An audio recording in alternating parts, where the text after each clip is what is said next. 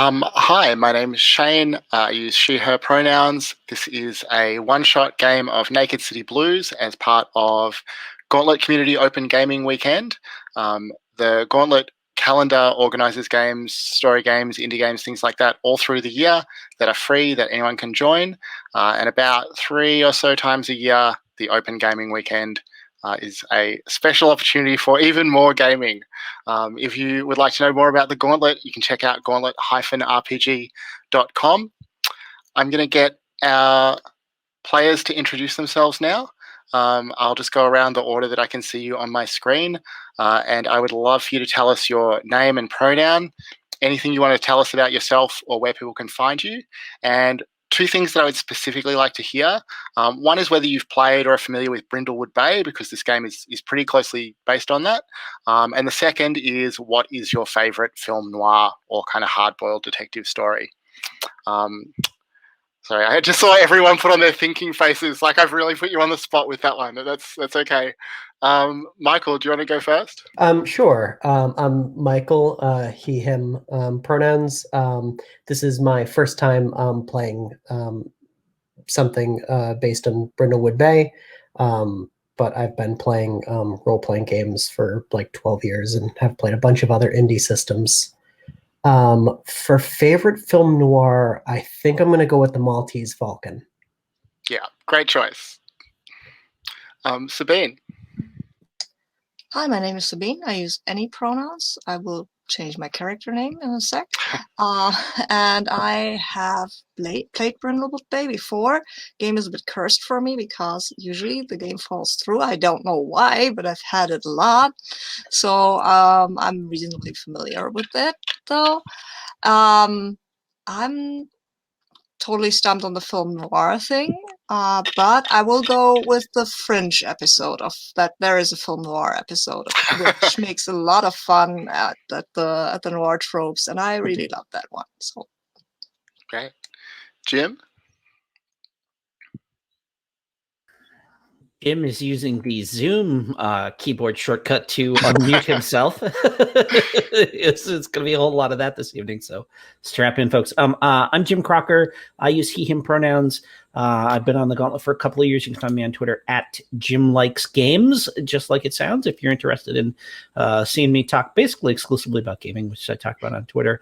I have run Brindlewood Bay. I've played Brindlewood Bay. I've had a Brindlewood Bay mystery that I wrote, published in Codex.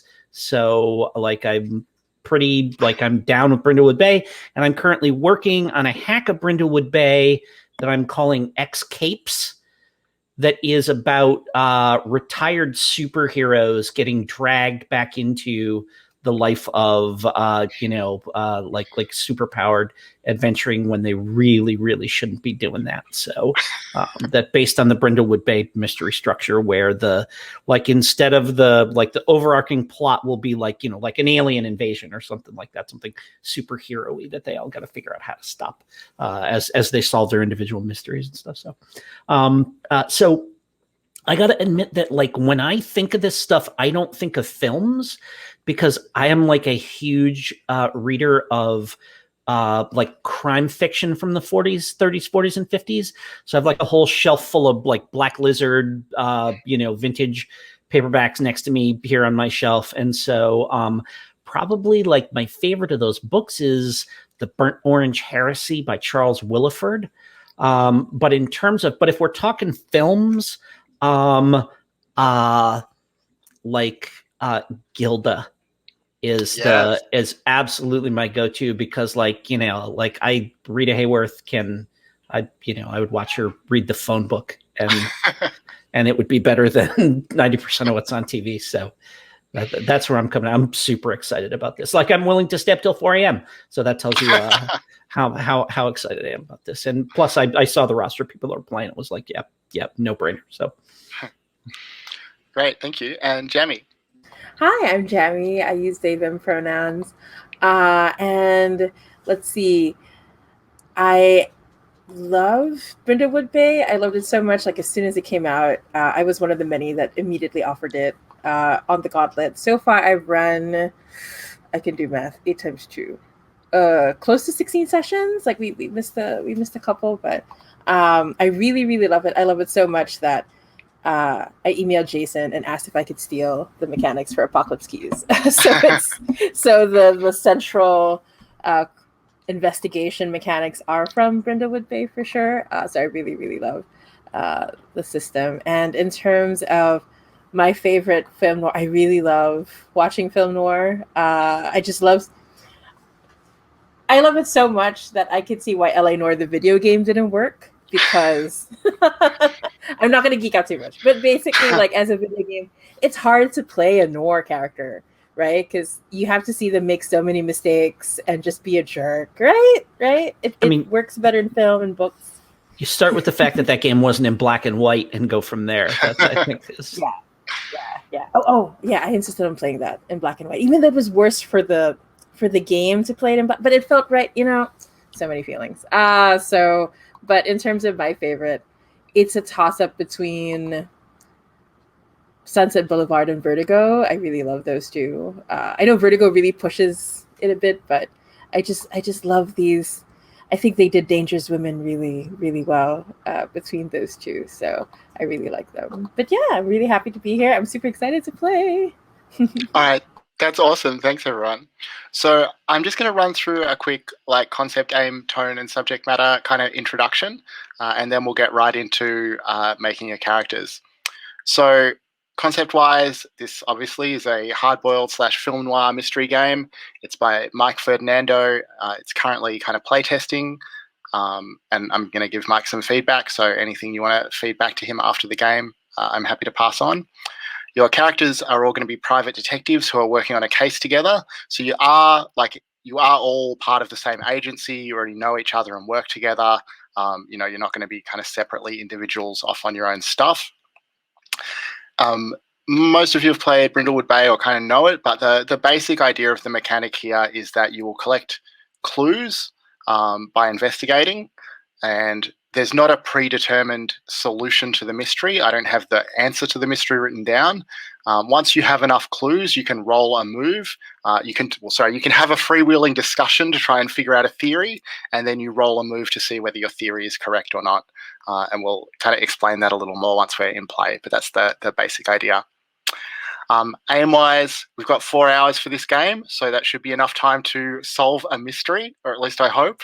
Or failing that, to get us to some sort of dramatic cliffhanger that will satisfy everyone. We'll take breaks roughly on the hour. Tone-wise, I think you know what I kind of mean when I say film noir or hard-boiled. It's kind of gritty and cynical. There's maybe a romantic streak underneath that.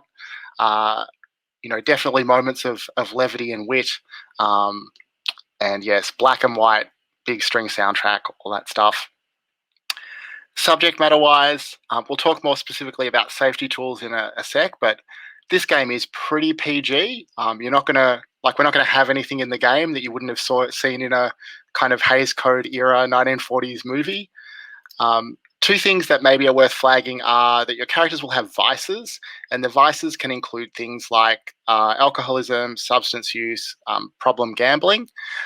If anyone's not comfortable with that in the game, it's totally fine. Just add that to the lines when we do lines and veils, which I think actually we'll just do now. So if I can get you to open up the character keeper, you'll see that there is a safety and resources tab.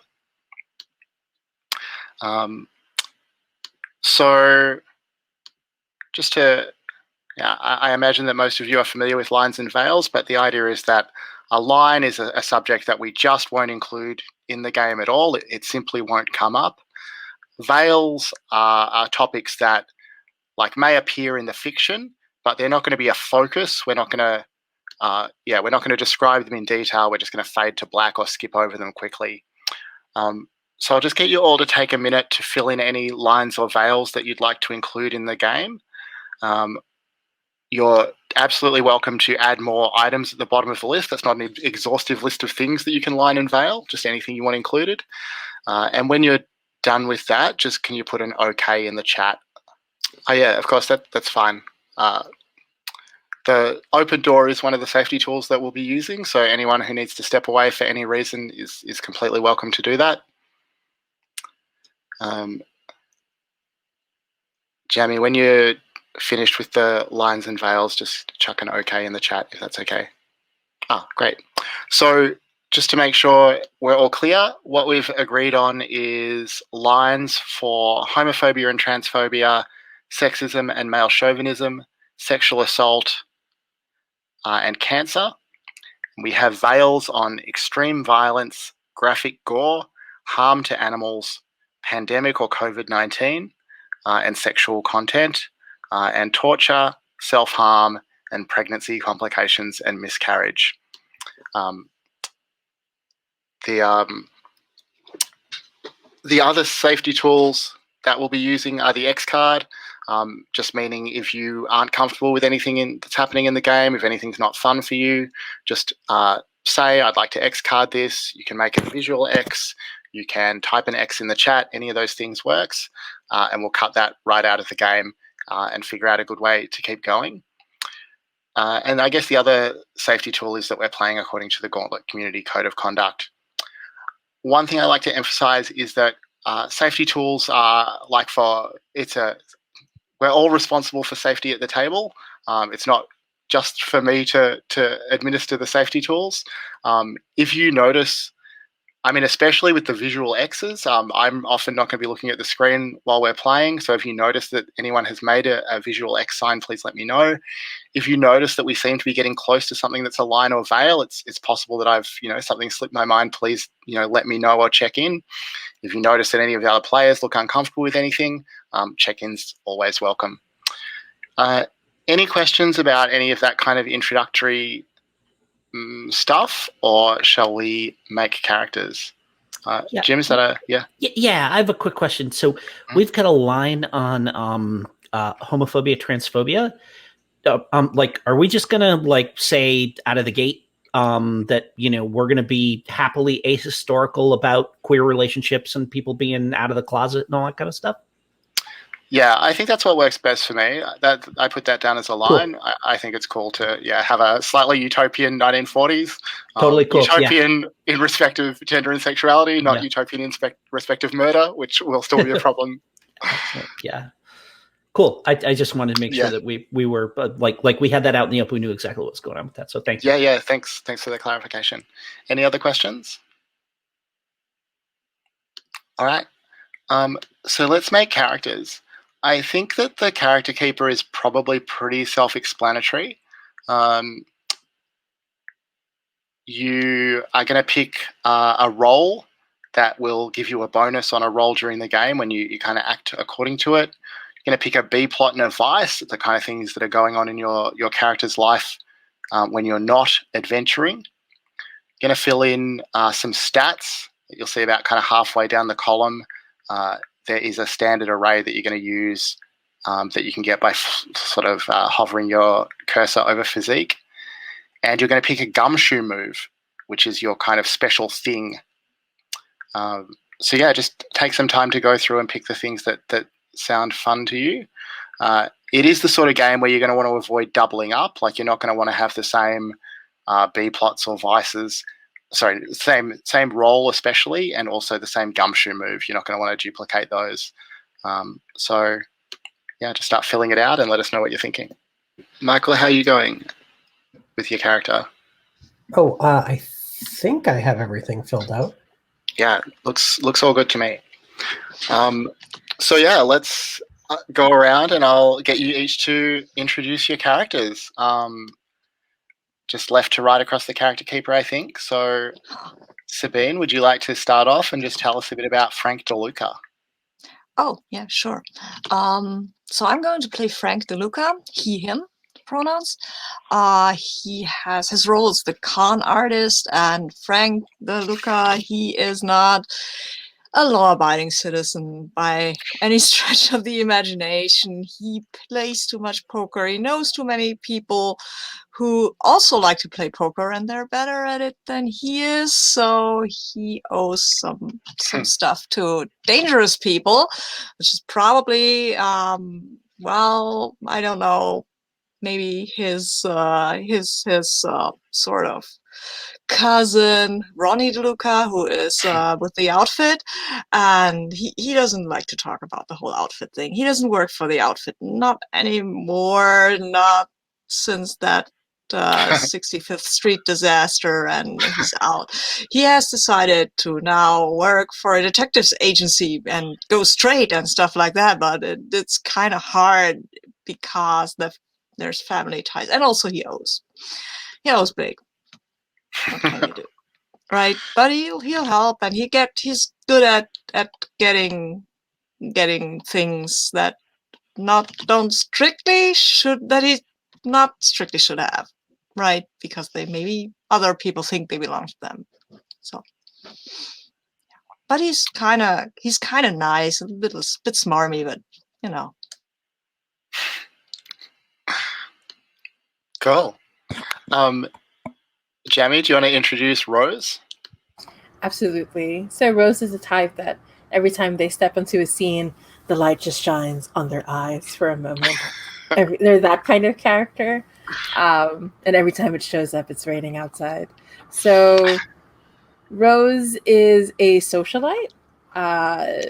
They come from a well-to-do family that profited off the war, and but Rose is desperately trying to break into showbiz, and she's inspired by vengeance to be as completely famous as possible. For I haven't quite figured out why, but I think she's trying to like get to someone. But they have a vice, brawling. They just cannot resist the call of like beating someone up. I think there are these fight clubs that happen under these speakeasies, right? Like cabarets. There's like some sort of like brawling situation going on. So I like the idea that when she takes off her fur stole, there's like muscles underneath and stuff. And aside from that, let's see. I gave her physique as one to show what she's been through, but her mental is at -1. I don't think she's like that emotionally. She has trouble controlling her emotions. She gets carried away by them quite easily, and she has a presence of 2. The move that I got for her was White Heat. You're particularly adept at using physical violence or the threat thereof to get what you want. When you use your body to menace, threaten, or fight somebody, you roll with advantage, because I just had to shatter some of the Nor stereotypes while I'm going for this. But basically that's Rose White. Great. Michael, do you want to tell us about Elizabeth? Yeah, Elizabeth Keating is serving as the forensics analyst for the team. I imagine she's a disgraced former doctor, has lost her license due to her drinking problem. So she will be a solid asset as long as, no one actually asks to see her credentials for anything. So low physique, high reasoning, and metal just below that, and then zeros in presence and intuition. She'll be a solid asset if we can keep her away from the liquid assets. Exactly. Great. And Jim, could you want to introduce Walter? Yes. Walter Kowalski. Yes, Walter Ice Cube Kowalski. I am a photographer. I take whatever pictures are required for us to cash a paycheck, right? And it's all business. I don't find any of this stuff titillating or, particularly exciting or, or disgusting or anything like that. It's all just images, right? So, I'm here to take pictures, like just point and shoot. My B plot is drama in my sports league, and specifically my bowling league, which is super cutthroat. So who's on which teams and stuff like that. And like and there's like 4 teams that could conceivably take home the trophy this year. And so there's a lot of like sniping going on and stuff like that. But yeah, no, it's like a seriously big deal. My vice is dime store novels, which I cannot get enough of. Like weird tale stuff like Lynn Carter and Robert E. Howard and Edgar Rice Burroughs, all that kind of the sword and sorcery and all that kind of stuff is basically if you're sitting in the bushes outside someone's house, waiting to get a picture of them with some side piece, you got to kill time. And I picked up one of these things years ago. I read them during the war. I can't get enough of them. I go through them like some people go through cigarettes, right? So my move is a walk in the sun. I fought in the war and I saw a lot. I was the I was in the Army, the Air Force, and we flew those daytime bombing missions out of England. And I was the guy on the bomb site on my bomber, just while the plane is exploding around you, you've just got to very carefully look down through that rangefinder. And when it comes time to go, you go, and you can't get distracted. So my medal is 2. I'm hard to throw off. Physique is 1. I've got the upper body of a bowler, right? Big, stocky, kind of stocky Polish guy. Reason 0, intuition 0, a presence -1. I'm a fairly stocky dude, but I don't look impressive. I don't look smart. I look like the help, right? Even if I put on a suit, I look like a bus driver or something like that. So it's kind of tough to get anybody to take me seriously. Great. I love this cast of characters. I'm very excited. I just want to go over some rule stuff before we start. Mostly we'll just deal with the rules as they come up in play. But I just wanted to cover some of the ways this varies from Brindlewood Bay, as just so it's not too confusing, and also some of the things that I'm going to simplify to make it work as a one-shot. So the main mechanic for most things in the game is just going to be to roll 2d6 and add a stat, whatever seems relevant to the approach you're taking. There's a tab on the character keeper for rule summary that shows the kind of results you'll get for different rolls. Most of the moves have a 12 plus result, and mostly those relate to the larger conspiracy that comes out in campaign play of this game. So we're just going to ignore the 12 plus results today. You're not going to get into the larger conspiracy stuff. If you roll a 12 plus, we'll just treat it as a 10 plus. That's still really good. Good things will happen, but we won't get into some of that longer term material. The group as a whole has a move you can use just one time during the session called Insightful Flashback. Sorry, Jim, I think your move modifies this a little, but generally for everyone. This is like the Gold Crown mystery move in Brindlewood Bay. Once during the session, you can decide, rather than rolling, that you're going to say, this reminds me of a time when, and describe a similar situation and how you resolved it, and you'll treat that as if you rolled a 10 plus rather than needing to roll it. You also have your hearts, showing your heart moves, your heart of gold and your heart of stone. You can choose to mark those anytime you're unhappy with the result or the outcome of a roll. You can mark one of those to increase, a miss to a 7 to 9 or a 7 to 9 to a 10 plus. Oh, does this not have the 12 plus that Brindlewood Bay does? Yeah, so sorry, that's what I was meaning about. We're not going to use the 12 plus results. Got it. Today Okay, cool. Because they mostly relate to ongoing play and the conspiracy that's lurking behind everything. Got it. Cool. Okay. I think that's all the kind of rule stuff that we need to cover in advance. I think things will be mostly pretty easy to just deal with as we come across them in play. Are there any rules questions before we start? All right. So the first thing that we're going to do is hear a little vignette from each of you about your B plot. So we're going to, again, go across the character keeper. We might go right to left this time. And I just want, a short vignette describing how your detective is engaging in either a B plot or a vice or both. Just something kind of short and snappy that tells us about your life outside the agency. So yeah, let's hear from Walter first. Yeah, I think like we see Walter at the bowling alley. He's got his bag with the ball, and he comes walking up, and his three buddies on the team are standing there milling around, looking angry, and he's like, "What's the skinny?" And they just like turn and glare at the firemen's bowling team, and they're like spiffy red bowling shirts who are bowling in our lane. Ooh. And they're like, "What are we gonna do? We can't just go get into a rumble with them. The cops will back them up."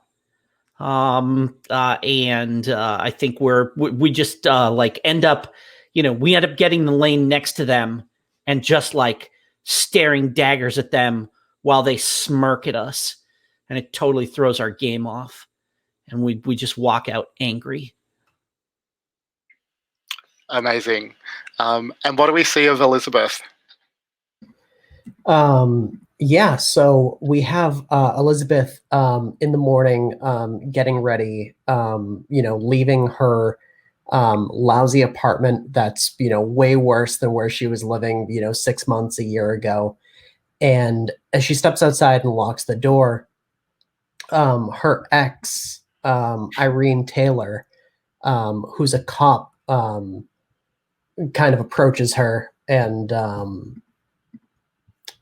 Elizabeth's like, I can't deal with any of this right now. Like, you're not supposed to be here.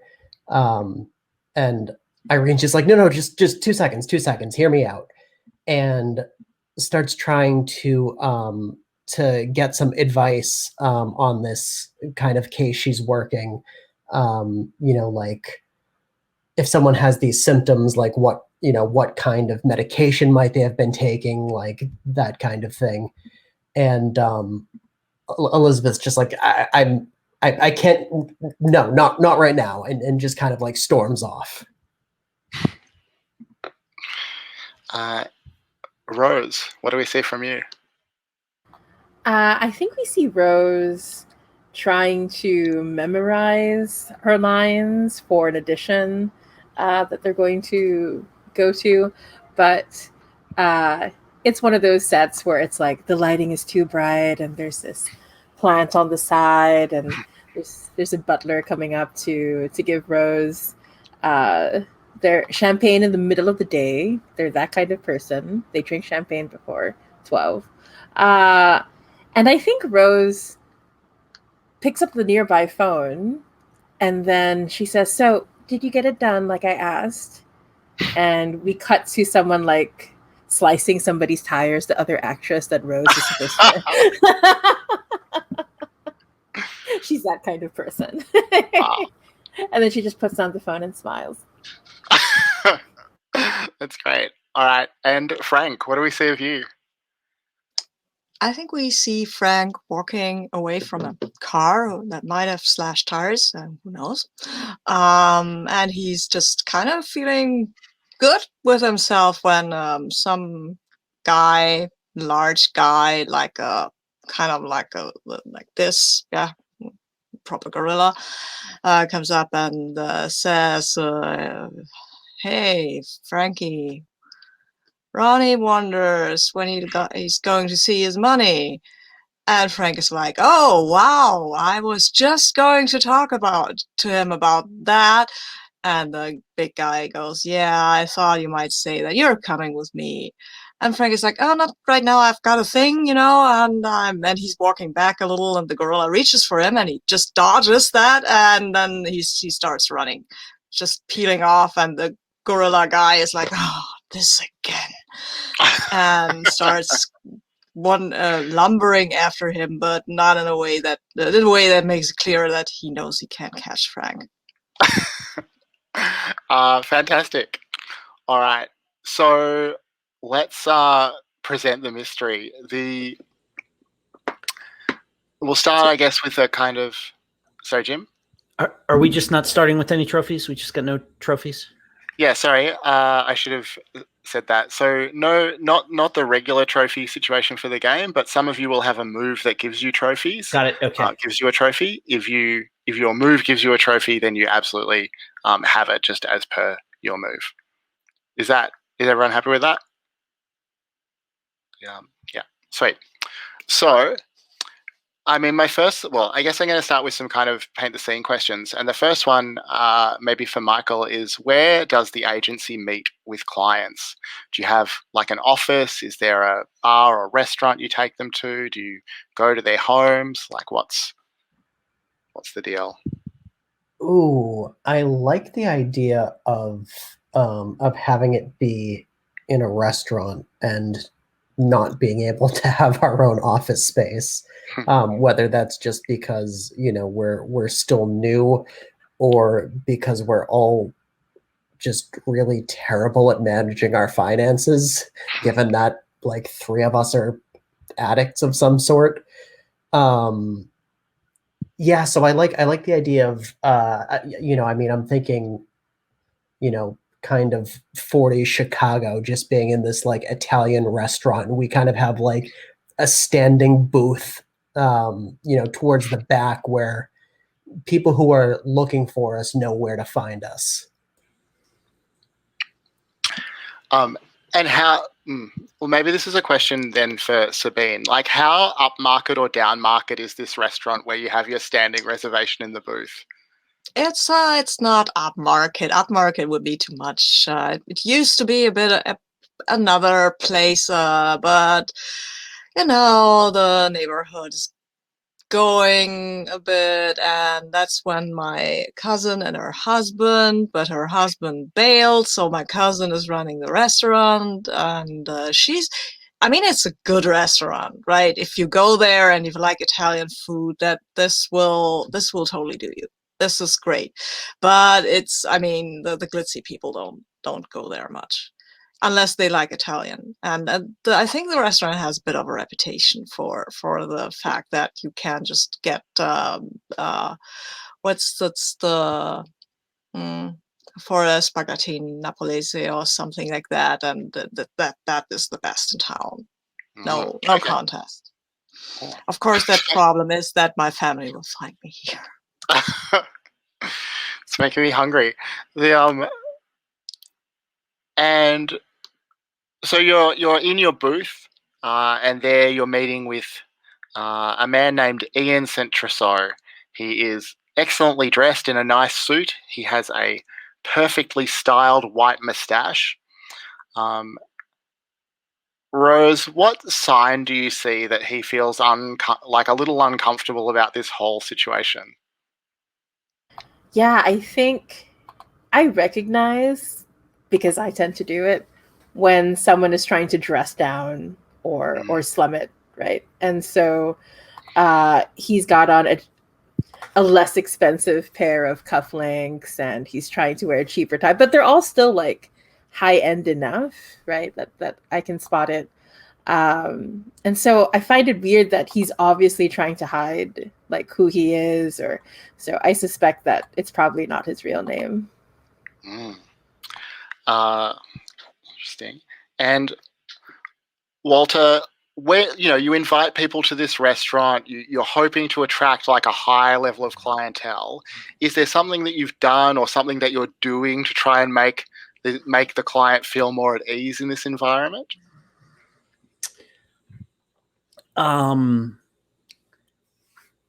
Oh yeah, absolutely.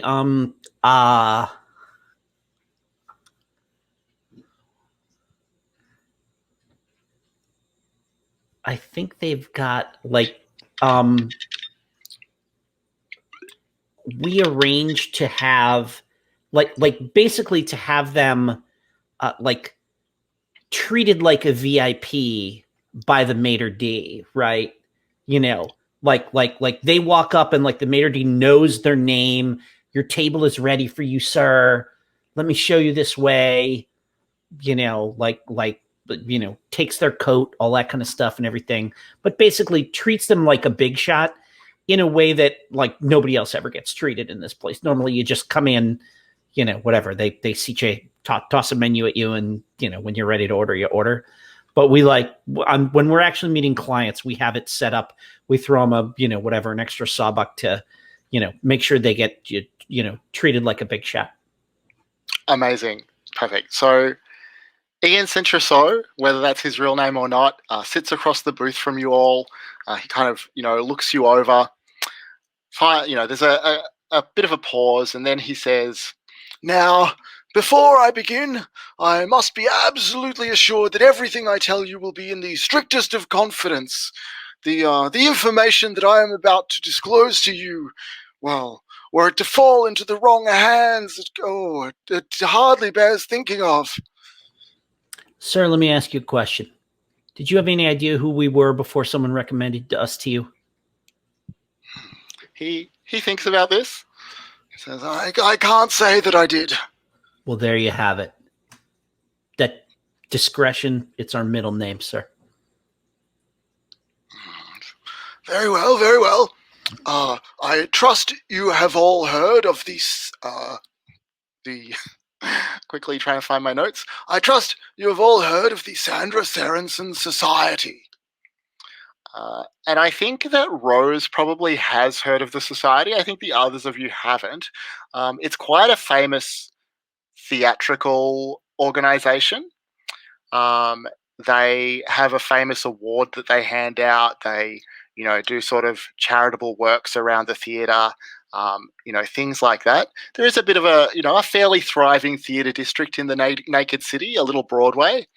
And as he sees that some of you are not familiar, there is a lengthy and didactic history of the society extending essentially all the way back to like Greek myth and the muse of acting and the long tradition of the acting profession.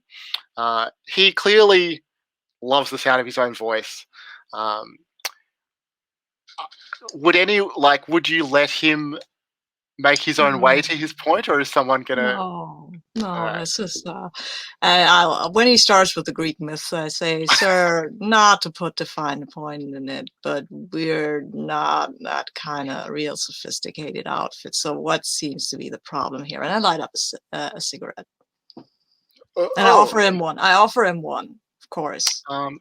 He will take a cigarette. Thank you. He'll start to puff away.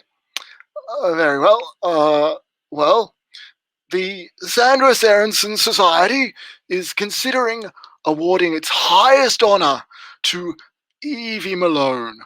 And I think even those of you who aren't that familiar with the theatre have heard the name Evie Malone, like a huge star, huge emerging star in the theatre, like making their way into local or state papers or things like that.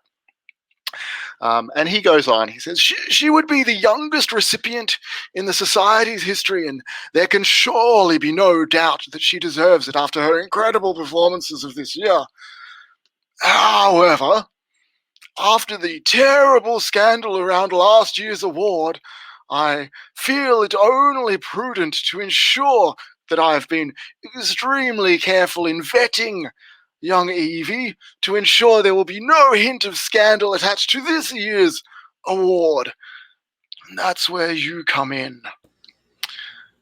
And so the mystery that you'll be investigating is, what is the dirt, if any, on Evie Malone?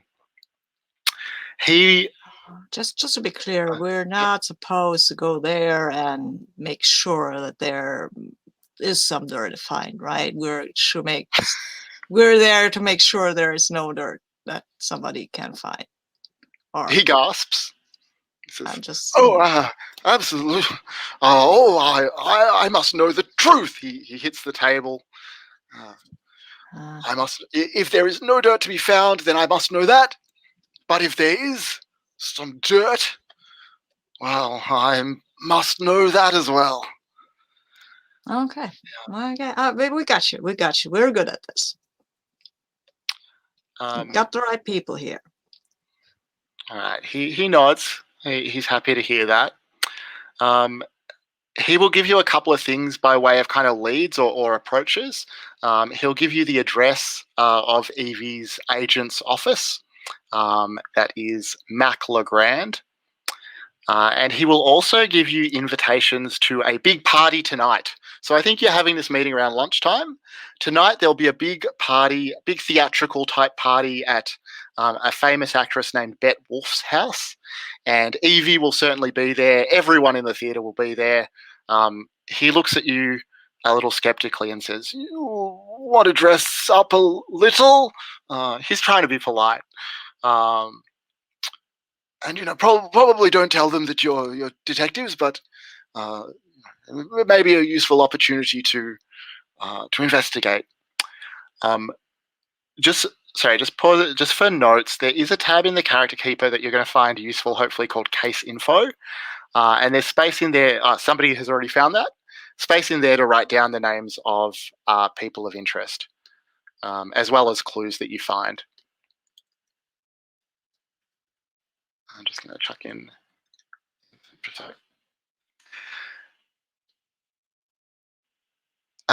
Do you have any questions about what I'm asking, or?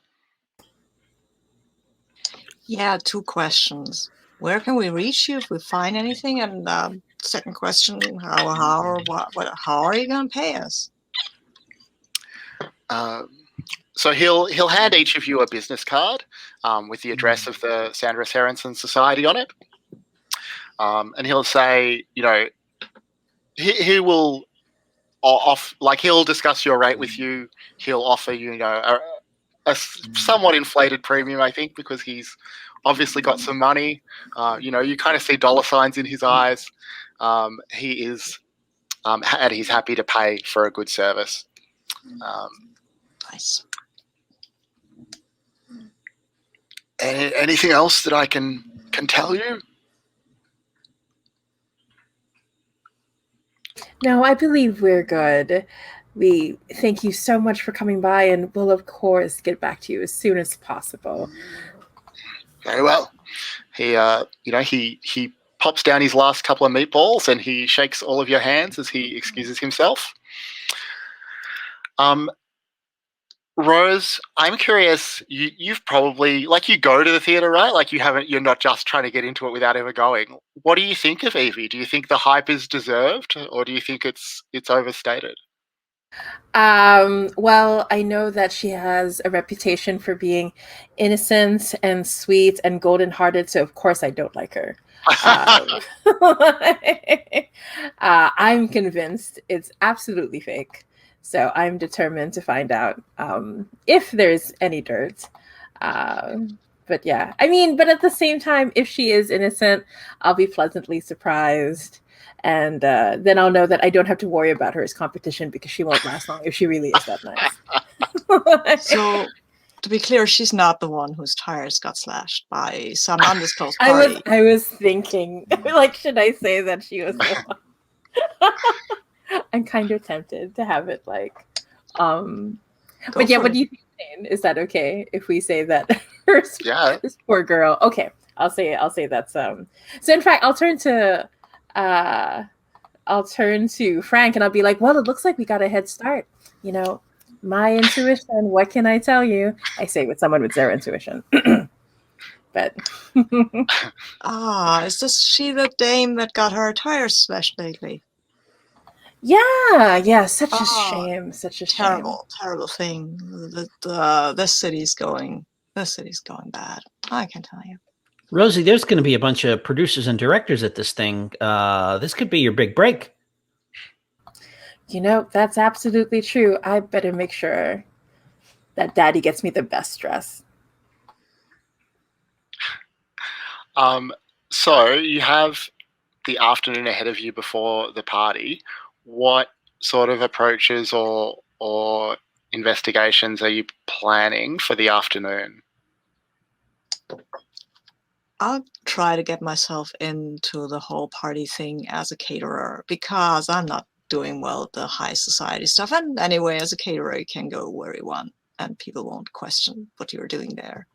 Mm-hmm. So I'll I'll put up a little act, and yeah.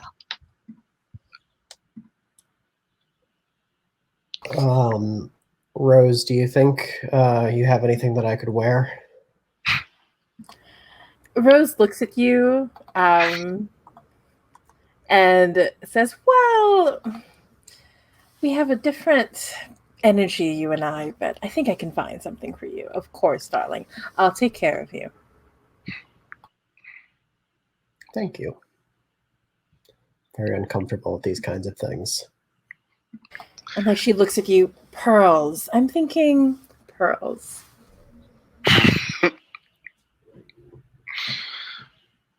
And Walter, what are you thinking? I'm going to head on over there to the to where the party's going to be. And where are we? Are we in LA? Are we in Chicago? Did we establish that we're in a clearly, kind or? of vague and fictional Got East it. Coast Okay. city. It's called New Bristol. Okay. In that case, I'm gonna go. I'm gonna drive down to I'm gonna drive to the Tony part of New Bristol, and I'm gonna just kind of drive around the block, and I'm gonna scout out some locations where I might be able to get a good angle on what's going on in the party. Okay, great. Let's take our first break here, and we'll come back, let's say, 11 minutes past the hour. Good for everyone? Cool. Sounds good. See you in a bit. See ya. Cool. Is everyone good to keep going? All right. So just sort of setting up and positioning your characters for the party, it sounds like. Walter, you're looking for like a vantage point that you can get photos and things like that over the house where the party's taking place. Mm-hmm. I think you can definitely do that. Are you looking to find a position where you can watch people coming in, where you can watch, the back of the house? Like, what specifically how are you trying to position yourself? I am trying to position myself so that I can I think the back of the house. Mm-hmm. I want to be able to see like when people come out the back French doors to go for a walk in the garden, Mm-hmm. away from the house. I want a good angle on the gazebo, I think is what I'm looking for. Yeah, absolutely. So I think you can find yourself a nice position up the hill a little way, with your, I assume they had telephoto lenses in the 1940s. I'm not quite sure, but some sort of, something like that. Mm-hmm. Nicely set up for good close-up view of what's going on in the back.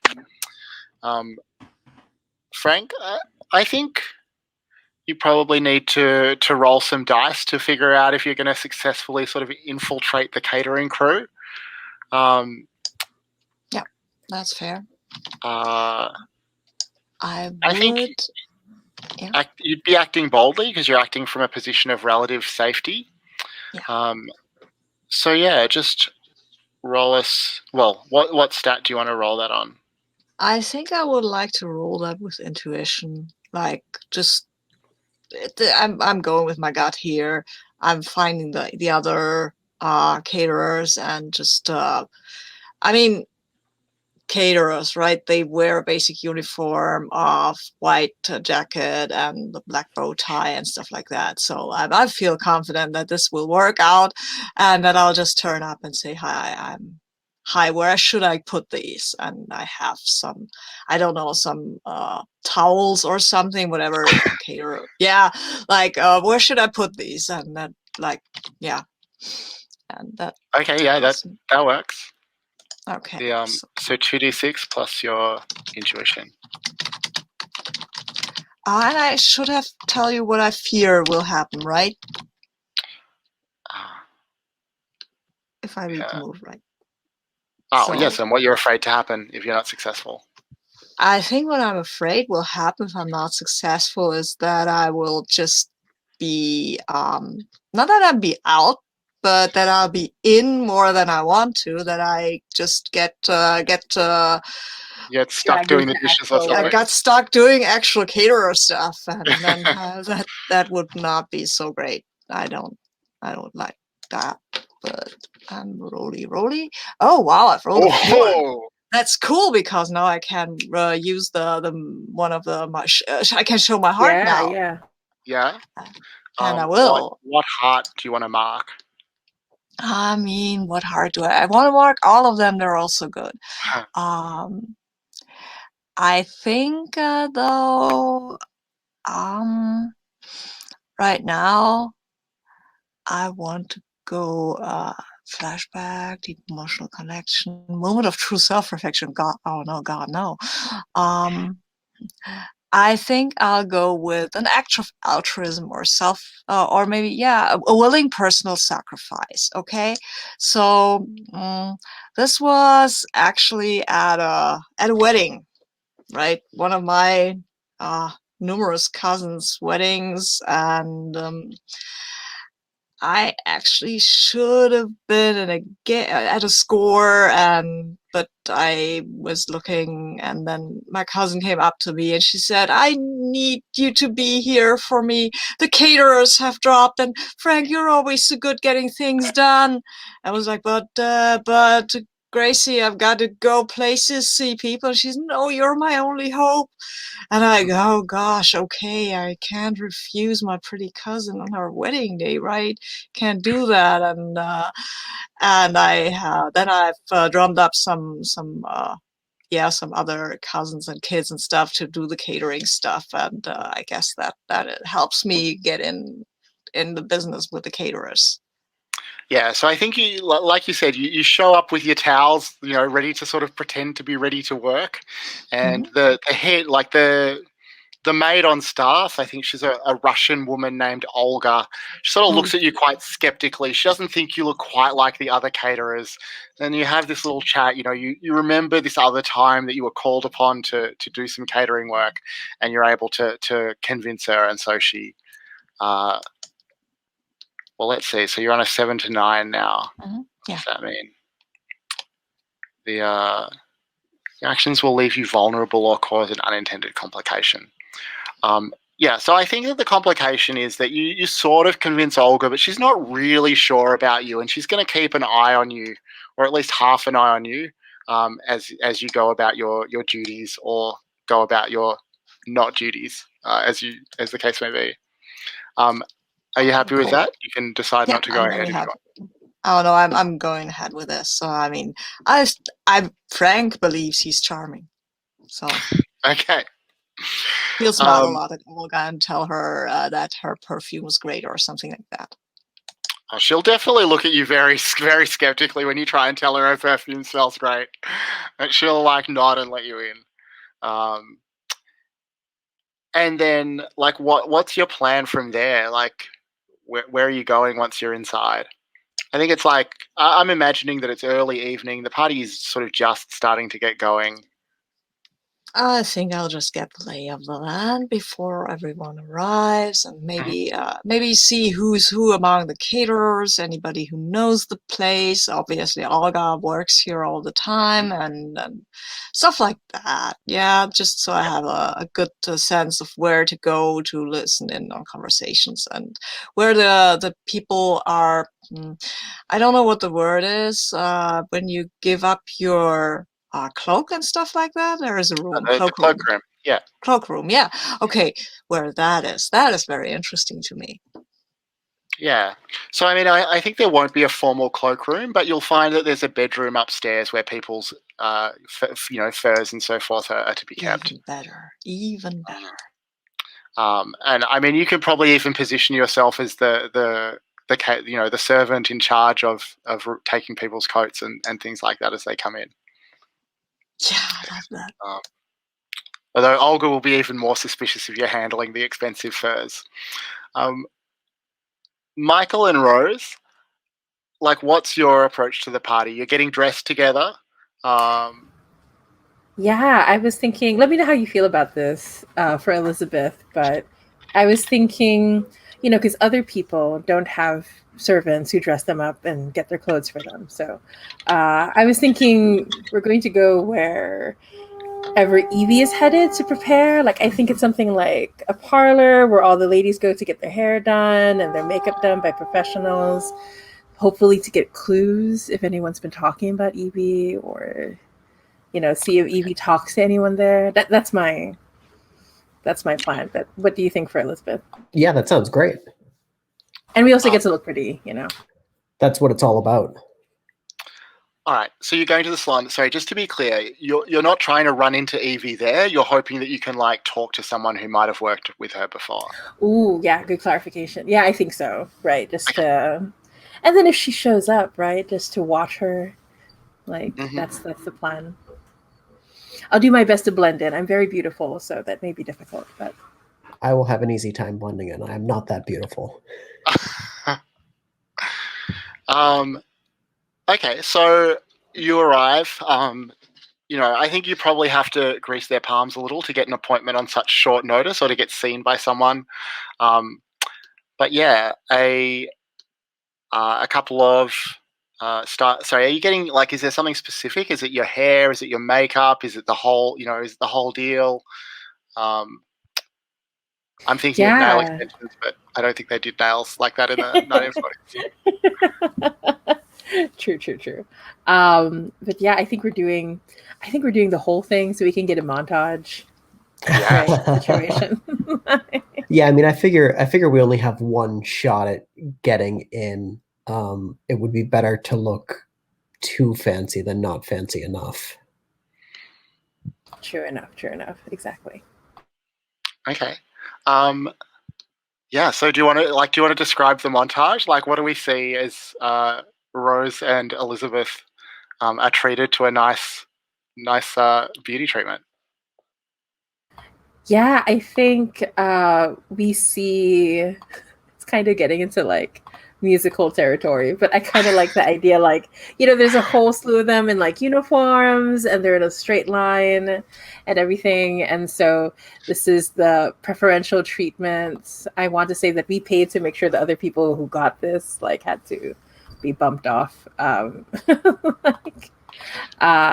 So one of the shots is the unhappy patrons who were supposed to have that spot just glaring at the two of you. Exactly. But yeah, and I think there's one woman who comes up with a manicure set, another woman who has the scissors and comb in hand, another woman that has the makeup brush. You know what I'm also gonna say? There's a mask person in there. But yeah, they're all in a line, right? So it's kind of all the women that go through, it's kind of like a factory assembly line of beauty is what's going on. So that's what the montage looks like, I think. So what do you think, Michael? Do you get the cucumber slices on your eyes? Is that a thing that happens? Yeah. Right, to prepare us for the first part. I like that. Very good. I feel like I could get used to this. Of course, darling. Life is suffering for a lot of people, but for us, it could be different.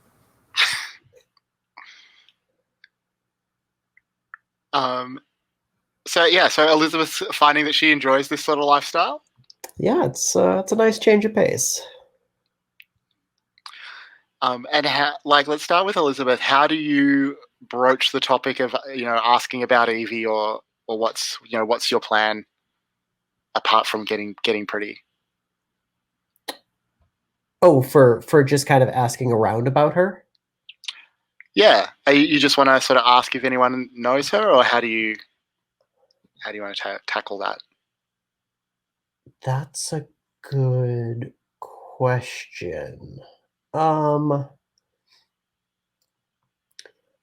feel like my kind of first move would be to ask the staff if she has come in for an appointment or has an appointment, or if they have heard anything about how she's going to be dressed. I imagine this in certain circles, this party could be kind of a big deal. Yeah, so I think that they definitely start talking to you. They absolutely know Evie. She's one of the bigger minor celebrities, but still a celebrity that comes in here. And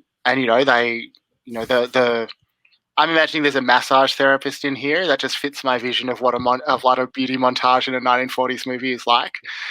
So yes, Blanche, the massage therapist, is telling you about how she got to work on Evie recently, how smooth her skin is, how relaxed her muscles are. And why don't you just go ahead and roll investigate to see if she coughs up any clues? Sure. What do I? Is that with reason or? I think probably presence in this case. Yeah, I think presence is probably closer. Okay. If you want to make a case for reason, you're welcome to pitch it. No, presence seems like it's more fitting. Okay. Okay, I'm new to this roll with me thing, so I just put in 2d6 and hit create a roll. Yep. Yeah, Nope, and then that should do it. What should we call this? Oh, and you can leave it blank if you want to, like no pressure. You can just put in 2d6 and hit that purple roll the dice button, and it'll just roll it. I got a 4. Ooh. Yeah, and you don't add anything to that? Nope, I have 0 in presence. All right. So I'm just going to hold that for a sec. So Blanche is rigorously massaging away at your back as you've asked this sort of awkward clangor of a question that maybe went a little too far about what she knew about Evie Malone. Rose, what's happening for you while this is going on? Yeah, I think Rose is completely different when compared to when she's talking to Elizabeth. And she says, I've heard so many good things about Evie Malone. What a star. What an up and coming, and you can see like Rose is like straining to control her emotions. But she's definitely trying to turn on the charm, and she's trying to see, because she notices that if you keep talking up someone, if there's some bad stuff to be heard, that's when they'll say like something about it, right? Like, well, or they might just agree with Rose. So I'm going to say in particular, like I noticed like while Elizabeth is talking to, because like I imagine like the camera moved over and Rose has one of those huge like things above their head where they're like preparing the hair for all the curls and stuff. But yeah, trying to talk to the hair specialist about what's going on. So yeah, I think it's also presence. So I'm gonna roll. I lost a tab. There it is. 2d6 plus. I think I made my presence 2. Yeah. Okay. Modifier. Roll the dice. Oh, wow, these rolls are so bad. We have to I just noticed I only rolled 1 die. Oh, I was wondering about that. I was later. Why don't you re-roll and then we'll see. Yeah. I was trying to like hover to see what the dice makeup was for you. Yeah, I hit the button again and it rolled another single as a 1, so I still failed. So we're good. Oh my gosh! Burn the room. Burn the room. Anyway, sorry. Do either of you want to show your heart to improve your results to a success? Absolutely. I think I'm going to do that. How about you? Maybe we can start with Elizabeth if she's going to mark a heart. Are you interested in marking a heart? Okay, so how does this mechanic work? I choose one of these boxes. Yep. Or so heart of gold. Mm-hmm. You have a choice between your heart of gold and your heart of stone. Mm-hmm. You can choose any of the boxes in the heart of gold, and then you just describe the scene that it tells you to describe. Those all reflect the kind of inner life, the positive qualities in the life of your detective, your romantic side, your trusting and giving side. You can also mark the heart of stone. Those ones have to be marked in order from top to bottom, and those reflect more like the sort of grating and cynical and antisocial sides of your detective personality. There's there's like notes that describe what each of those means. But in either case, I have to relate it to the scene, right? Not necessarily. Like, if you can relate it to the scene, that's great. But you can just describe it as a role-playing moment, if that's what you want.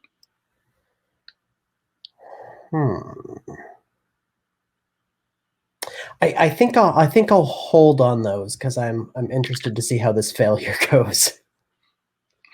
All right. But Rose, you are gonna mark a heart. Yeah, I think so. I think we're going to. I'm going to mark a moment of true love. Give Rose a chance to be a decent person. And I think what it looks like is there's a moment where like the mechanism, I don't even know for sure what it's called, the one that like works in the hair. I know up. what you mean. Yeah. Right? That huge thing. Yeah. But it lifts up and someone passes by and it cuts into the flashback where someone is lovingly like curling Rose's hair and Rose is doing the same for another woman. And I think the two of them are very close. I think Rose is much younger here, like barely like a young adult for sure compared to now where she's a bit older. And I think there's a moment where the other person, it's one of those things where she's mostly in shadows, so we don't really see what the other person looks like. But she says, Rose, I think you were meant to be a star as bright as the rest of them. And Rose smiles and she's very different. She says, no, I don't know if that's, if that life is for me. And it fades back to this Rose, this version of Rose. And she smiles at that same smile, I think. And I think that's what wins over the person, right? Like there's this demure moment where Rose is actually very genuine. And I'm definitely going to bump that up to like at least like a 7 to 9. Better than a fail, but yeah. Okay, so you're gonna get a clue. So Sam, who's been working on your hair, sort of leans in close. You know, you have won her over, and she wants to tell someone this. She's been bottling it up. She's been holding it in, and she tells you, one time when Evie Malone left here, I saw her outside meeting with notorious gangster Bugsy Green. And she immediately looks around to see if anyone else has noticed her disclosing this. And both of you see that someone has. This is the complication. The receptionist has noticed you having this conversation. And you see her pick up the phone. You don't get to hear what her conversation is, but she makes a phone call. But I'm just going to mark that. Well, anyone's welcome to add that as, somebody's added it already as your first clue. Evie met with Bugsy Green. Is there anything else that Rose or Elizabeth are wanting to do in the salon, or? Ooh, sorry. Can I clarify? One of Bugsy Green is what is the description for them? Notorious gangster. Yeah. Ooh. Okay. Just adding that. Very cool. Yeah, and I think when I see that, I'm going to give a look at. It's Sam who gave the information. I'm going to lean over and I'll say, Sam, I think maybe it's best to take the rest of the day off. And I give her my business card. Why don't you call my daddy, see if one of our shops is open? I think we're looking for someone. Like, I'm really worried that Sam's going to get in trouble for giving us with a gangster. So like, I just want to make sure she's going to be okay. All right. Roses just means the other actresses, you know. Oh, that's nice. That's a nice character trait. Only mean to actresses. Yeah. All right. So Frank, the party is getting underway. Walter, you can also see this. You know, nothing of note has happened in the backyard yet, but people are popping out for a cigarette or, you know, for some air from time to time. You might have seen some scandalous gossip unfold, but nothing by way of clues really yet. Frank, you have been sort of taking people's coats as they come in. Is that about right? Yeah, that's about right. And I'm really scrupulous in my duties here now, at least for now. Okay. Unless EV comes up, then I might be a little less then. Okay. You certainly recognise Ian St. Trousseau, your client. He looks at you a little awkwardly and nervously as he enters the party. And yeah, I mean, I guess I would like to hear, like, what's the focus of your investigation here? Are you trying to eavesdrop? Are you wanting to, like, rifle through people's coats as you take them upstairs? Like, what's the main or the first way that you're going to be looking for clues here? Yeah, I think the main way I'm looking for clues is if they talk, or if somebody's talking about Evie, then I might go through their codes and stuff, because I can't go through everybody's codes. That would be very suspicious. But if somebody talks about her, and I mean, she's a star, right? So people will talk about her. I might also go through Ian's code just for giggles. I mean, you never know, right? I've been burned by clients before. Sure. So you can roll investigate for that. Yeah. What stat do you think is appropriate? As either intuition, because I'm just going by my gut, or it could also be physique, because I need to sneak around a lot and be very stealthy with my movements. Like, you can't stand next to me and you won't even see me rifling through a code, and you just think I'm folding it up so it looks nice. Yeah, that makes sense. Okay, go ahead and roll either of those, whatever's good. I think for you. I'm go with physique might be better. I go with intuition, because this needs a bit like I'm not entirely sure what I'm doing. Just go with my gut. So I'm rolling the dice. Wow, it's a 6. It's a 7. No, it's a 6. The modifier is already in. Do I want to do another? Oh yeah, sure. I want to show my heart, because this is a one shot, and I can show my heart a lot, right? Yeah. So Nobody ever needs to fail a roll in this game. Yes, fine. Yeah, not in a one shot. Or one right? shot. Yeah.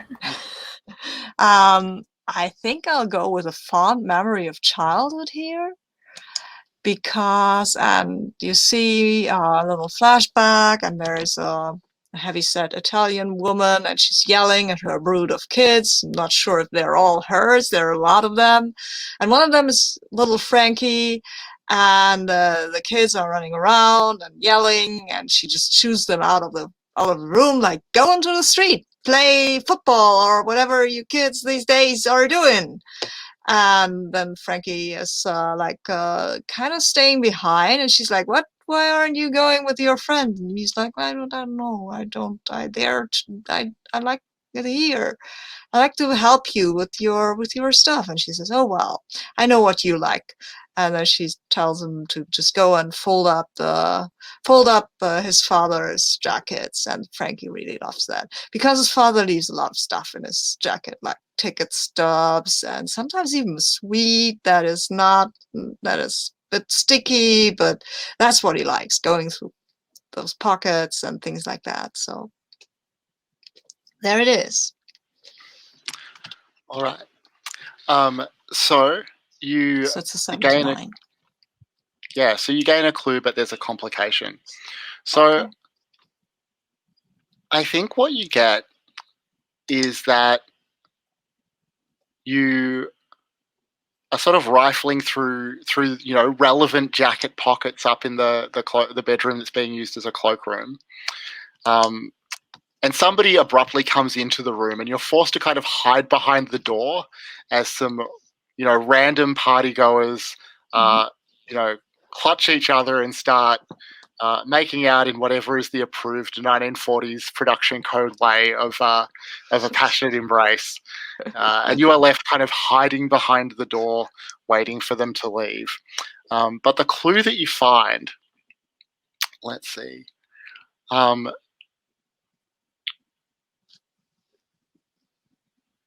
I think that what you find is actually not in any of the pockets, but you find it in the bedroom.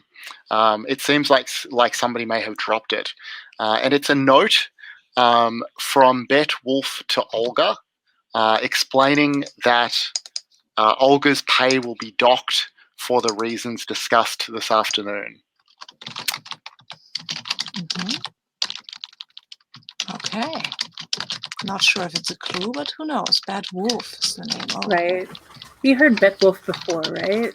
So Bet Wolf is the Bet Wolf's host of the house. party. Yeah, she's the host. Yeah. All right.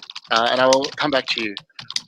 Walter, you are stationed up on a nearby hill, looking down on the party. Do you want to roll to, I guess just roll to investigate to see? Yeah, sure. Yeah, perfect. Whether you learn anything. That's exactly what's going on. So, whoever's typing, do you mind just muting? Sorry. That's okay. Clickety clack. So, roll with an appropriate ability, and I'm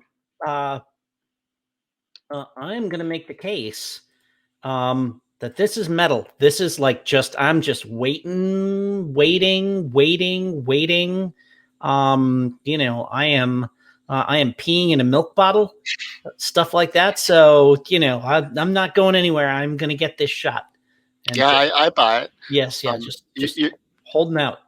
You're also welcome if you want to mark photographer and get advantage on the roll, which is to roll 3d6. I was gonna say. Take the top 2. Oh, okay, cool. Oh, yeah. Let me do that. Okay. Yeah. Got Once per it. session, Cool. we can do that, right? That's right. Saw it. Fantastic. Sold. Nice addition. All right. So that is 2d6. So it'll be 3d6 and just keep the top 2. That's right. It is.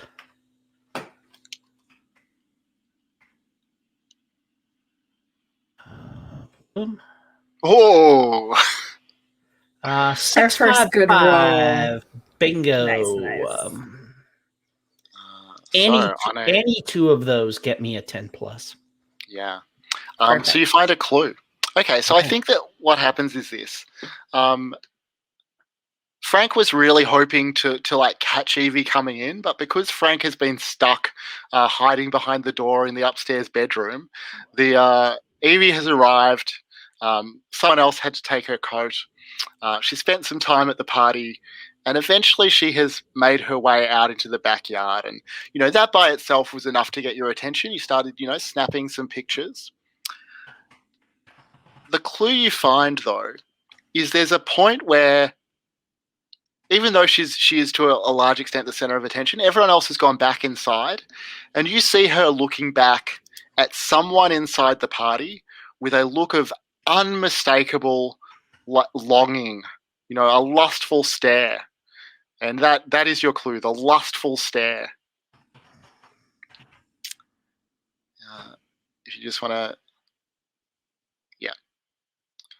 Everyone's so efficient at adding the clues to the thing. It's really great. I'm gonna get a couple of shots of that. Yeah, I bet you are. Nice close-ups. Yeah. All right. One for one is a proof to make sure that I got the right shot. The other to pass along. Yeah. All right. So, Rose and Elizabeth, you're on your way to the party. Like, are you taking a cab? Are you, do you drive your own car? Like, how does this work? Oh, Daddy made sure to send a car over for us, of course. We can't take a taxi. All right. Who of you is the first to notice that you're being followed? I think that might be Elizabeth. Yeah, I was gonna say. All right. And what do you do when you realize that car's been behind you for a few blocks now? So it's one of those things where the chauffeur is like looking into the mirror, right? And we see the headlights flash. Anyway, sorry, I'm in the movie. Yeah,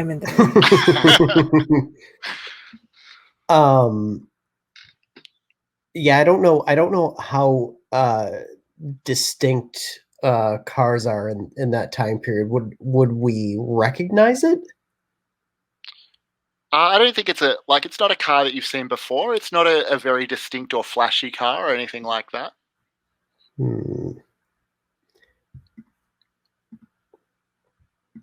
Could be whoever the receptionist was calling from the salon, which means that there's a chance it's one of Bugsy's people. We should try to lose them, right? And when you say this to Rose, Rose closes her compact. I'm sorry, darling, someone's following us. How utterly dreadful. How uncouth. And I look at the chauffeur and I tell them, why don't you scoot over to the passenger side, darling? And I think Rose take the wheel. I think Rose is going to try to take the wheel. I think she's just that kind of person. Awesome. Amazing. The chauffeur. I assume that even your father's chauffeur is quite surprised by this turn of events, but we'll allow it. Won't upset his employer's daughter. And I think that you're going to have to roll to act desperately to escape the car that's following. So tell us what you wish to accomplish and what you're afraid will happen if you're not successful, and I'll tell you how it's worse than you fear. Yeah, and I think what I'm worried about is that they're actually going to try to hurt us, right? Like they're trying to ram the car. Yeah. Those are the words I want to say. This is making it really desperate, but I just like the idea. It's one of those cliffside kind of roads, right? Where there are twists and turns. And I'm worried that we're going. I'm really seeing the movie in my mind. But anyway, I'm worried that they're going to ram us towards the edge. But yeah, Shane, how is it worse than what? How is it worse than you might be knocked off the cliff and plunged to your death? I think maybe it's worse that they won't ram you to your death, but might stand over you and shake you down for information about who's hired you and what's going on. Yeah, that's legit. Yeah. So you can choose to back down or go through with it. Yeah, I'm going to go through with it. In fact, I'm going to use my white heat move. I know it's body, right? But I think what I'm doing is I'm going to try to ram the car against them instead, right? Oh, wow. And intimidate. Will that work? That's right. I'm just looking for the move. Yeah, in case, because it's technically supposed to be using a body. Physical violence, 100%. Yeah. And I'll be like, Elizabeth, darling, hold on. We want to make sure that your curls keep in place until the party. Chauffeur looks at you very nervously. Daddy can afford a new car. Okay, so we're gonna roll +1 with 3 dice. Wow, that's oh, what happened? Wait, you've only rolled 2. Ooh, I made a mistake. Let's see. I put in the wrong. Let me make a new roll. Put it in the wrong thing. I meant to do 1 here and 3 there. Got it. Okay, much better. Nice. So that's a 6 + 1. Yeah. Wait, no, it's 8 + 1, right? Oh, I guess it's the same result either way. Yeah. Okay, so on a 7 to 9, you accomplish what you intended, but there's a complication or cost. And the narrator describes what it looks like. So I think you successfully get away from the people pursuing you. But in the course of doing so, your extremely physically violent approach to getting away, you burst a tire, you flatten a tire. It's going to take you a long time to get to the party at this point. The chauffeur, the long-suffering chauffeur, I think at this point, climbs out, asks you to get out so he can jack up the car. But it's clear to you that, if you do make it to the party, it's not going to be until quite late. Frank. Sorry, go on. No, go ahead. What were you going to say? Yeah, I was wondering if I should bump it up so that we can make it in time to help everybody else. I will. Yeah, I will. So why not? I'm going to click Heart of Stone out of the past. Okay. And it says, narrate a flashback of something terrible that you once did. And I think we have a scene where someone is like watching, like in a cinema, they're watching by themselves. And I think we see someone on the screen, like maybe it's a suggestion that it's a person that Rose was with, but once again, we can't fully see like who's on the screen. And I think we see Rose come out from behind the shadow and shoot that person in the back of the head who's watching. And then their blood splatters. So I don't know who that was. I just know that Rose resorted to violence to kill someone in the past. My. All right. It would have been too much for Rose to flatten her own tire as well as her like rivals in the same day. So that's great. So you arrive at the party. Frank, you by now have had the chance to get out from behind the door to the bedroom. You've had a chance to kind of circulate amongst the guests, or to keep searching people's pockets and assessing their coats. You can see Evie at the party. You can see some of the people that she's talking to, things like that. What are you doing? I think I want to just, she's got a purse, right? Women have purses. Evie, in the 40s. yeah. So what I'm gonna do is I'm gonna go up to her and offer her a drink or a canapé or something like that, and while she's taking that, I would like to have my hand in her purse and see what I can drag out. All I mean, what I'm well, afraid will happen is that obviously that someone will see that and catch me at stealing stuff here and make a lot of fuss because I'm trying to be a good guy, but I'm working a job. It's a working job, right? It's what Mama would have wanted for me. All right. So yeah, you can roll to investigate to see if you can find a clue. What attribute, what stat do you think? Physique in this case, because I really need to be nimble and have my fingers, have my sticky fingers be very sticky and very fast.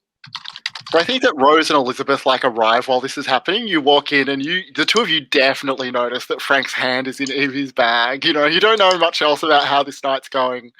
I'm going to do my best to distract so that people don't see Frank, right? This dice roller hates me. I need to go for another heart. I don't want to be caught here in the middle of a party. That would be actually really, really bad. So I think I'll go with the Heart of Stone as well because come on. Yeah, and this is something really terrible, and I think what I did that was so very terrible was that when I was with the working with the outfit, and we were shaking down I was working with the outfit, and then the cops.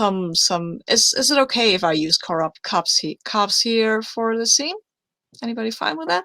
Okay, then some cops roll up and they go shaking this guy down that we were actually talking to. And what I did is I planted evidence on him and that the cops found, and then they arrested him, and we kind of got what we wanted without having to kill this guy, which is kind of nice, but it's also kind of terrible because, I mean, yeah, right. What's terrible about framing a crooked cop? Yeah, well, no, I didn't frame the crooked cop. I framed somebody so that they would take him and out, and I don't know what they did to him.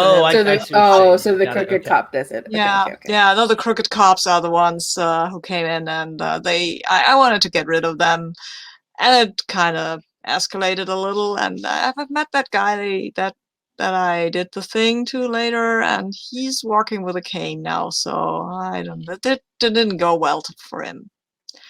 We really get some insight into what Frank was thinking about when he asked if Ian Centriso wanted you to manufacture the dirt on Evie. Yeah, well. So I've got a 7 to 9 now. Okay, so a clue with a complication. So I think that what you drag out of her purse is a small notebook like a diary. You won't get a chance immediately to read through it, but just remind me if I forget to come back to that when you have some like downtime and we can talk about what specifically you found. Rose and Elizabeth, you take in the party as you come in. Elizabeth, what sign of luxury do you see about this party that is kind of like a level beyond, what you've experienced in the past, but that all the guests seem to be just, taking for granted, taking in their stride? Open bar, and I'm heading right for it. All right. Perfect. And you get yourself a drink, and then what do you want to do, or what's the plan for the party? I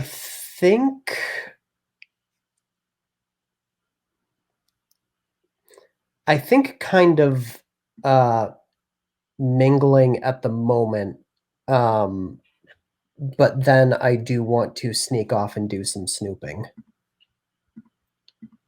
Okay. And Rose, what about you? Yeah, I think Rose is gonna be a little bold, like she hasn't been already, right? I think as a waiter comes by, Rose picks up a drink and says, "I propose a toast," and I'm trying to like grab everybody's attention, and I say, "To the wonderful Evie Malone, the brightest star among us." Right, and I'm trying to like gauge if there's like, I'm trying to see if someone like slips, right? Like if someone like gives away something, I think is what I'm trying to do. And so I'm using presence to try to like really shake people out of it. Though I could also see why intuition makes sense because I'm trying to pick up from someone. But either way, I'm definitely. Mm-hmm. Yeah, I think presence makes sense, or intuition if you want. Yeah, and I'm also going to use my socialite move so I can roll with. I like this addition. That's very cool. That's a very neat little thing to make the rolls even more special. Okay, dice roller. I'm glaring at you. Get your act together. So, okay, listen to me. So that's I can do the math. It is 6 plus 4, 12. I got a 12. Cool. All right. So you get a clue. So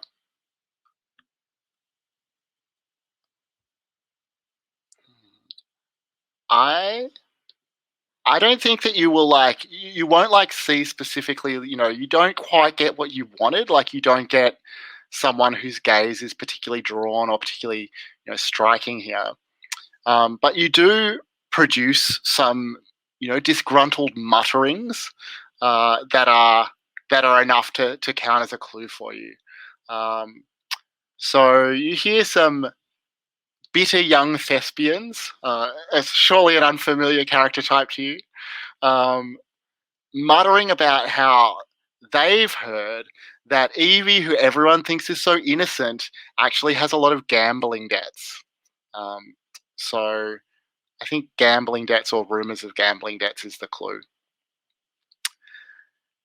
Yeah, we'll come back to the party, but Walter, I think this like stretches credibility a little, but I just want to go with it. You have this amazing vantage. You set yourself up for the. Oh, sorry, go on.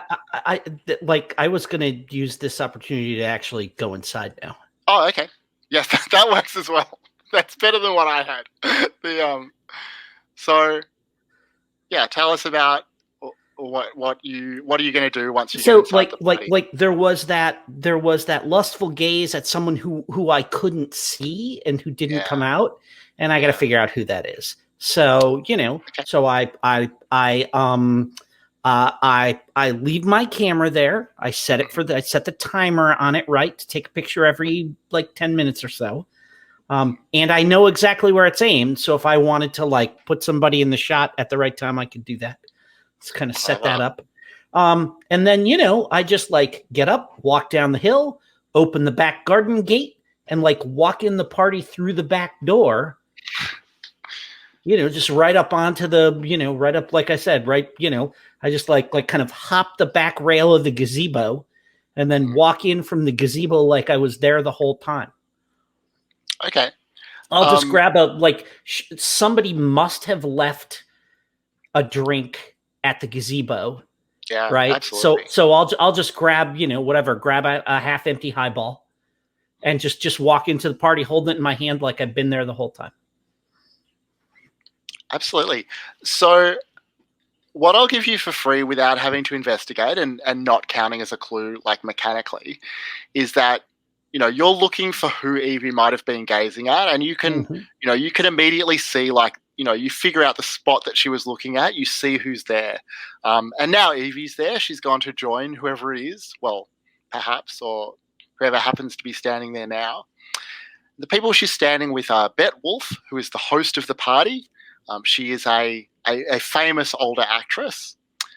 Her husband, Dixon Wolf, also standing right there with them. Yep. He is a famous theatrical director. Sorry, were you going to ask something? Nope, go ahead. They are also standing with JJ Addison. I think you recognize him. You don't know him as well as maybe Rosewood, but from his little caricature of him that appears at the top of his column in the daily paper, he is a famous columnist and critic. And I think Olga is with them as well. So those are the 5. Sorry, I've completely lost count, but those are the figures that you see in the spot that Evie gazed at so meaningfully. And there, I might just... She's there now, right? She's joined. Okay, all right. Let's just take another break here. So we'll come back at 12 minutes past the hour, if that's good for everyone. Shane, you're muted if you were talking to us. Thank you. I was just asking if everyone's good to keep going. Yeah, please. All right. So Walt, you just arrived freshly at the party. You've kind of taken in the scene a little bit. What's next for you? I'm going to test a little theory and kind of stumble up on that group there, and just whatever I've got in that highball glass, I'm just going to spill it on her and see who slugs me for doing that. On Evie, interesting. Sorry. I'm wondering if I should have you roll investigate for this. It does seem like, it's intended to produce a clue, right? So, yeah. Who's, who over, like it's polite, it's impolite and gauche and everyone will be upset, but like I want to see if anybody like really overreacts, or underreacts, like very carefully tries to make sure that they don't look like they're, leaping to her defense or something like that. Just, I'm just kind of like, as a kid, I like to do stuff like poke hornets' nests with sticks. So this is like I feel like that to some extent my high metal means I don't necessarily think about the consequences of things I might be doing because I'm just not bothered by it. Like that's the flip side of like cool as a cucumber is, like maybe a little bit of sociopathy. So, so I'll just kind of, pardon me, sir. And, just like, oh dear, how clumsy of me. So it seems like that's rolling with metal. Does that sound right to you? Yeah, I think so. I'm just brazening this out. So, let's see what we got here. 2d6 plus 2.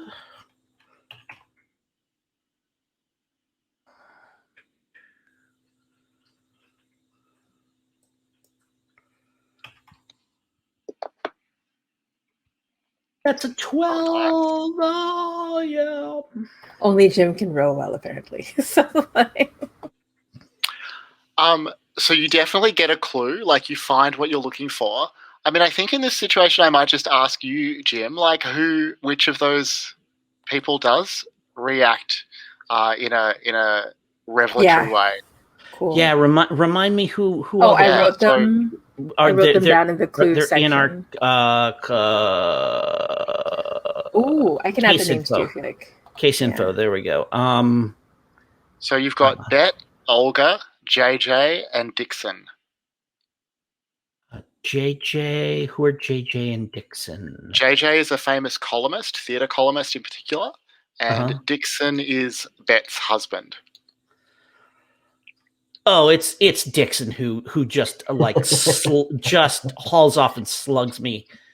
How dare you, you cad! JJ makes some sort of biting and deeply witty remark at your expense. But like Dixon like completely white knights it, right? Yeah. Totally. Yeah. So I think you're going to gain the condition black eye. If you just want to mark that on your character sheet. And yeah, so you can add, Dixon overprotective of Evie or something similar to your list of clues. So I think you have enough clues that we can start, like we can just talk about what the mechanic is for theorize. If you decide that that's what you want to do, you're welcome to collect more clues. When you have an idea, the diary before before we theorize, I would like to have the diary because it's a clue, but I don't know what it would say. Sure. So I think you've had time to like duck off into a corner, see what it says. What you'll find is that the diary. Well, it's not a diary exactly. It's a notebook that's being kept in a diary. Each page is topped with a name. You recognize some of them as the names of various kind of theatrical people, some of them at this party, some not. And then there's a coded entry underneath. So it's a diary of names with coded entries. The way that the theorize move works is you all talk about an idea you have about the case, trying to incorporate as many of the clues into your theory as possible. For each clue that you incorporate into your theory, you then roll 2d6, any of you can roll it, and the modifier for your roll is the number of clues you've incorporated into your theory minus the complexity rating of the case. And the complexity today is 4. So if you incorporate 6 clues, you roll it +2, etc. I'm not sure if you feel ready to, huddle aside in the corner and theorize. I feel like it's like a clue moment where everyone's like huddled over, like by the closet. But how does everyone else feel? I had a reach out seed in mind. I don't care either way. I feel we might need a bit more clues to get a whole picture but we could theorize. I like theorizing. Yeah, I'm good with theorizing. I'd like to know about and try to get into the information that's in the diary. Yeah, we could technically cover that in the theorize. We could claim one of us broke the code and we understand what it is. Sorry, Jim, you said you had something in mind? A reach out scene. Tell us about that. Yeah. What were you thinking? So I've got that black eye that I want to clear. And I look over and I see this drop dead gorgeous dame in pearls. And for a second, I literally don't realize that it's Elizabeth. And then I kind of like, whoa. Just like I have one of those moments where like I like the closest you've ever seen me come to blushing as I realize that I didn't recognize her. But then I see she's throwing back vodka tonics, right? Like she's like they're water. Yeah, exactly. Like she's drinking coffee. And I'm gonna walk over to her, with the big shiner starting to form. And I say, and, kind of over her shoulder, she hears someone say, "Hey, is there a doctor in the house?" Turn around. Oh, what happened to your eye? Just some palooka slugged me. It's just he's a newspaper guy, so it doesn't hit that hard. But it's hey, Doc, look, I saw enough nurses drink like that. I don't know what you saw, but the sauce isn't going to help you forget. Just trust me. It's not gonna hurt. You gotta find something else to make new memories. All that does is cover them up for a little while, but when you wake up in the morning, they're still there. You gotta bury them under the weight of new memories, Doc. That's how that works. You got something else in mind?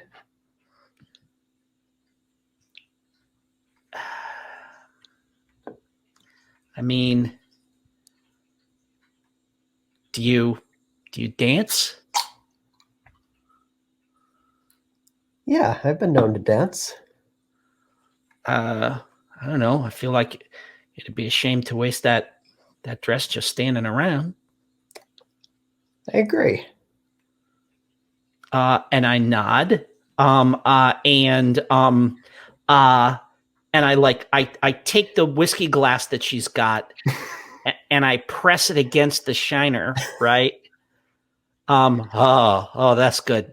See, much better use of this. And then I kind of set it down, like out of arm's reach. And like some Glenn Miller just starts going right now. And I say, it's been a while, but I've only got 1.5 left feet. And I kind of hold out a hand. Take your hand and follow you out to the dance floor. And we'll do it. We'll dance a little bit. Yeah.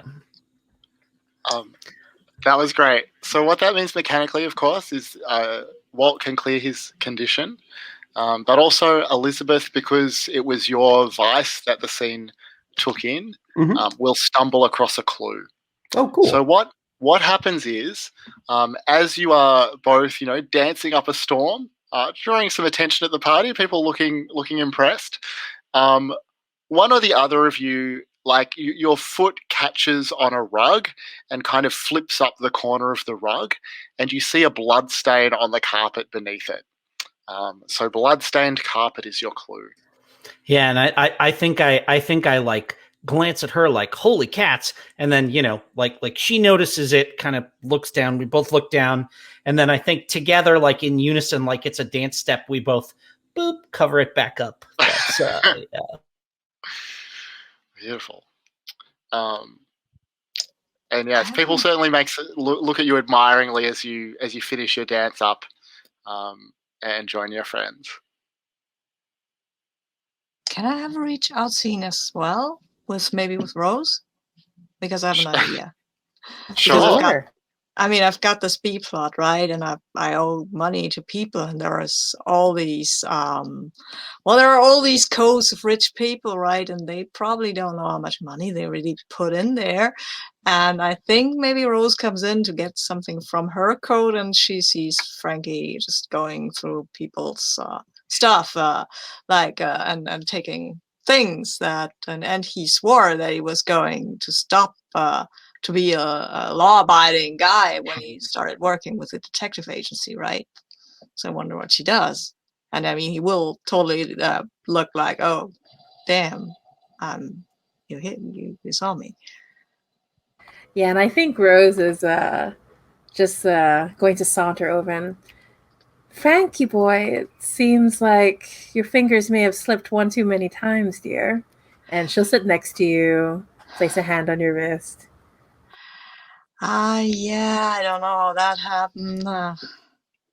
Look, Rosie, I got people behind me, right? Got people after me, right? I need to do something. And I told you so many times, Daddy can take care of it. It wouldn't even be that much. Yeah, I don't like owing your daddy, Rose. Your daddy, he's got a reputation. And I know you won't want to hear that, but Mr. White isn't really white hat. And I don't want to owe somebody that high up. I mean, if I can't pay my debts to my cousin, they break my legs. But if I fail your debt, I think I might get new shoes. Might get some concrete shoes or something. Oh, Frankie, don't talk like that. Daddy hasn't done that in 2 months. It's been forever. Besides, I promise I'll protect you. Yeah, I don't know, Rosie. I don't know. I try to stay out of this, the big leagues. I know this doesn't look like it, but I just, I don't know. I got the gambling bug, you know that, and I lost. So. Okay, Frankie, if you won't take money from Daddy, how about this? Let's put the wallets back, and you and I will go job hunting, okay? But I have a job.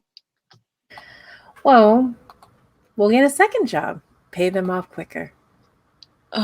There's no job that pays the money I need, Rose. There is no job I can do that pays the money I need. But, you know what? I'll put this stuff back, I guess, and we'll see about it, right? I mean, if I end up with a broken leg, it's not the end of the world. Don't worry, dear. I'll break their legs back.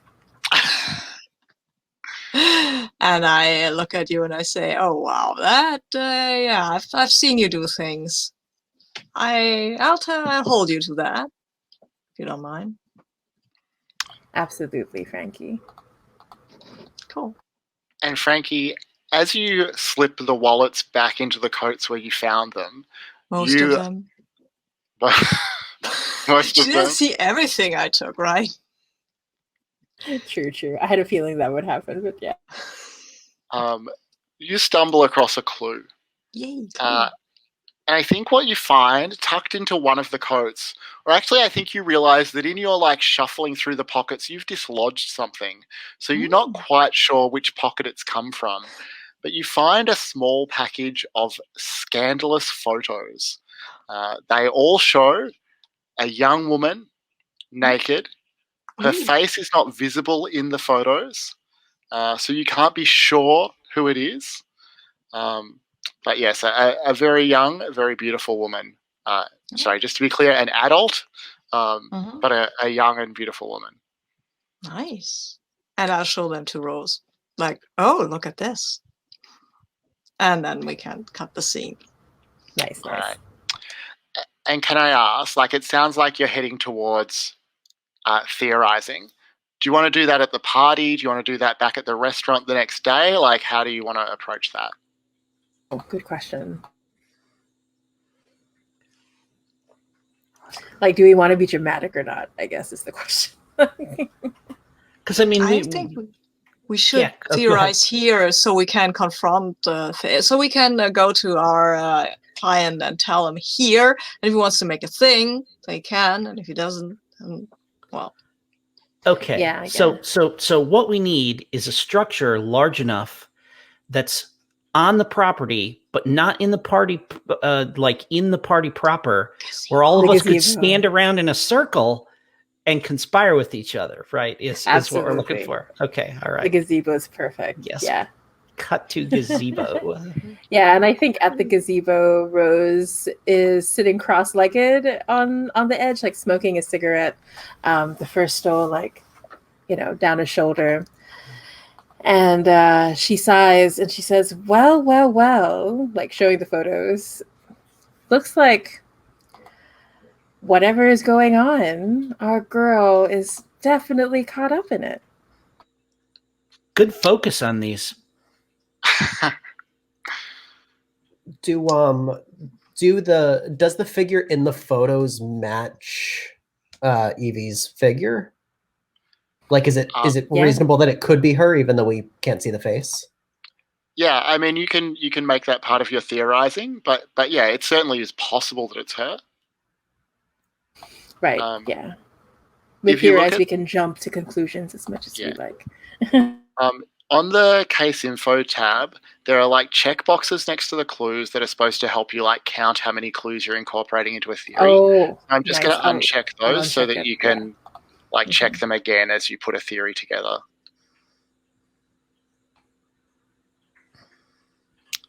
So do you want to say for sure that it's her in the photos?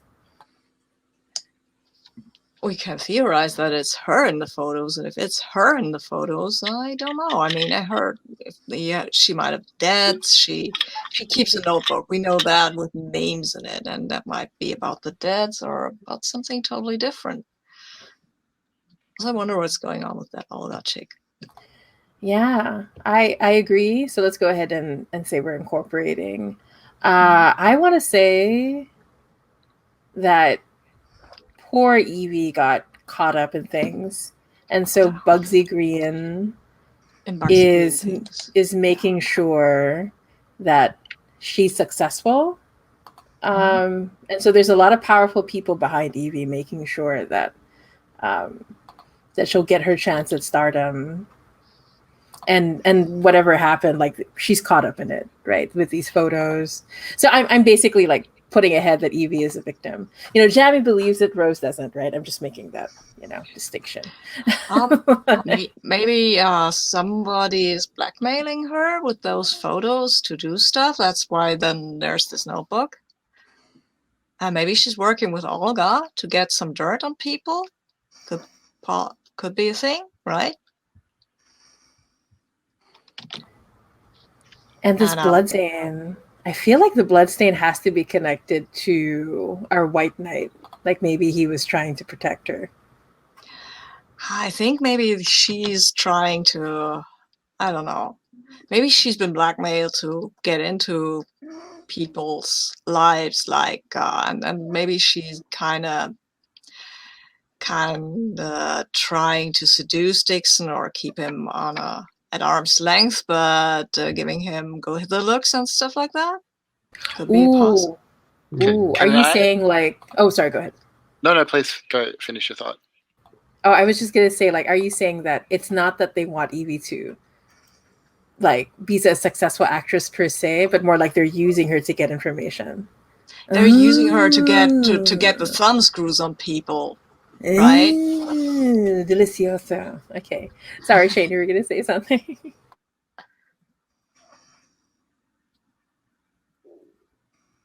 Shane, are you frozen? Shane is frozen.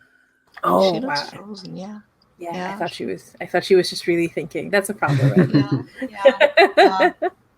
Yeah, sorry, I'm getting carried away. Does anyone else want to you can also like undo any of the stuff I said, right? So feel free to jump in with your own. We have a aspects. theory that incorporates a few clues, but maybe you have some other stuff.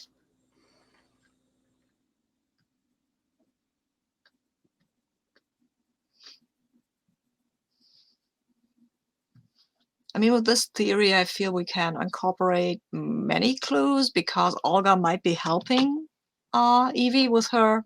Shane's dropped with her schemes or stuff like that, or maybe Olga works for Bugsy as well and keeps an eye on Evie.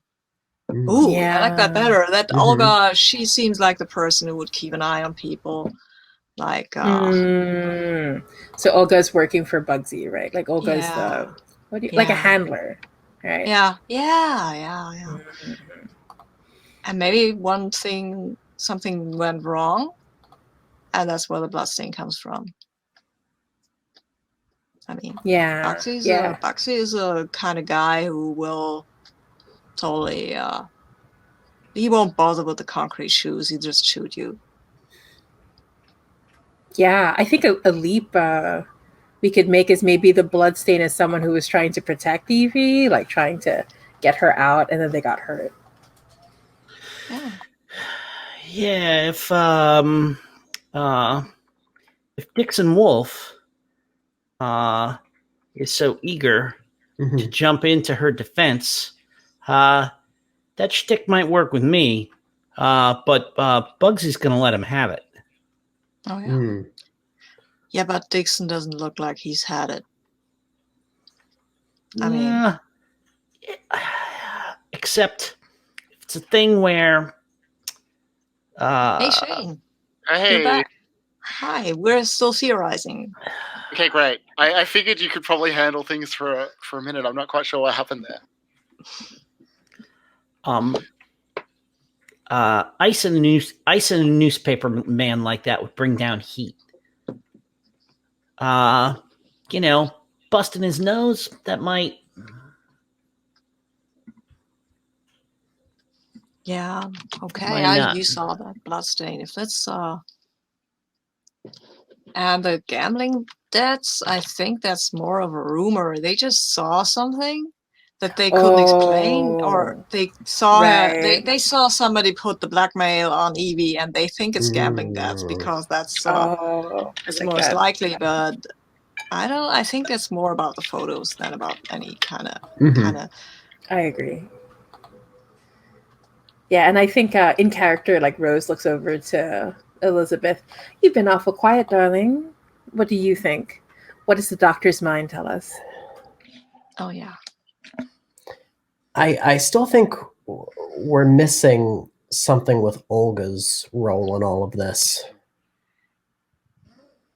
And you don't think she's kind of a handler? Sorry, as a dark pay. Yeah, but that could still be because she's more into Evie's. Yeah, I mean, I think her being a handler for Bugsy makes sense, but I don't know where she fits in with the like Dixon Evie Bet love triangle. Maybe it was her that Evie was given the eye. Oh. Dixon was jealous, but that doesn't mean that Evie wanted anything to do with him. That's true. Yeah, I 100% support this idea. So we're thinking Olga works for Bugsy and helps put the thumb screws on Evie, but they're still kind of liking each other.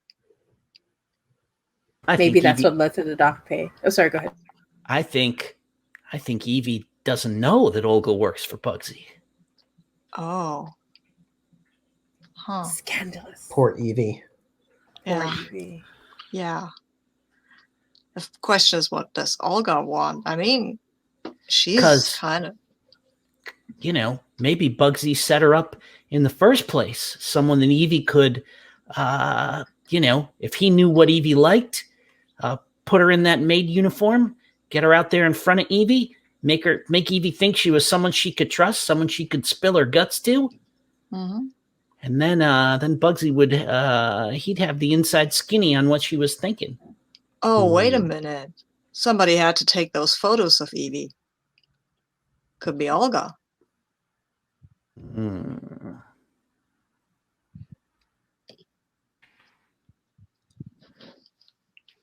Maybe they're photos of Olga. Don't think. I mean, she didn't seem that she isn't that young, right? She didn't look that young. I'm terrible with ages of ladies, so. Oh, so let's step out of character for a moment then. And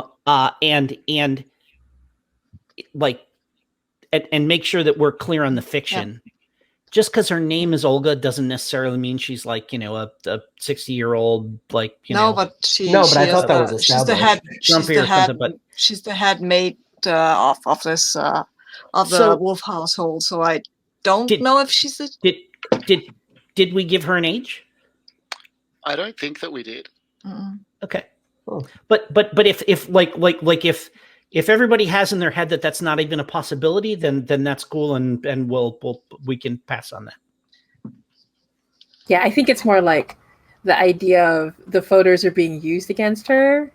I maybe sure, like against Evie, but yeah, I mean, I'm also fine with Olga being younger. Like, yeah, but I still like the theory going if Evie is being. If we're going with the theory that Evie is being blackmailed by Bugsy with the photos, then the photos can't be of Olga. Yeah. So right. We would have to scrap the theory and start with another one. So so here's my question. Could the photos as they are have been taken without Evie's knowledge? Yeah. Are they like photos of her like in the bathroom or something like that? Or, I mean, like, because is it photos that could have been taken like from behind the mirror or something like that? And she didn't know they were being taken, and then they're presented to her as blackmail material?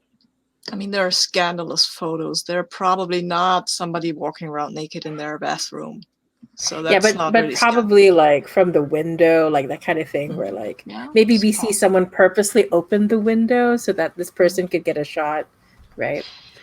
So here's my thing as a player right now, which I just want to put out there, which is that like all this naked photo stuff is perilously close to our line on like chauvinism and like sexual objectification and stuff like that. And so I'm not sure if it's I'm not sure if it's so like do we want to change it to boudoir photos like Evie was trying to maybe it was an intimate thing between Olga and let me tell you what I would like to do, which is to I really would like to X-card the naked photos of her.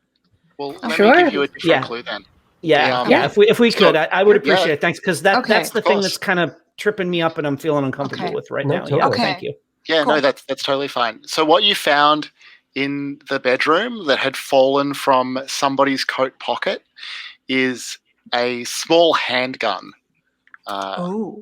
Very small, something that could be kept in a pocket or a purse or anything like that.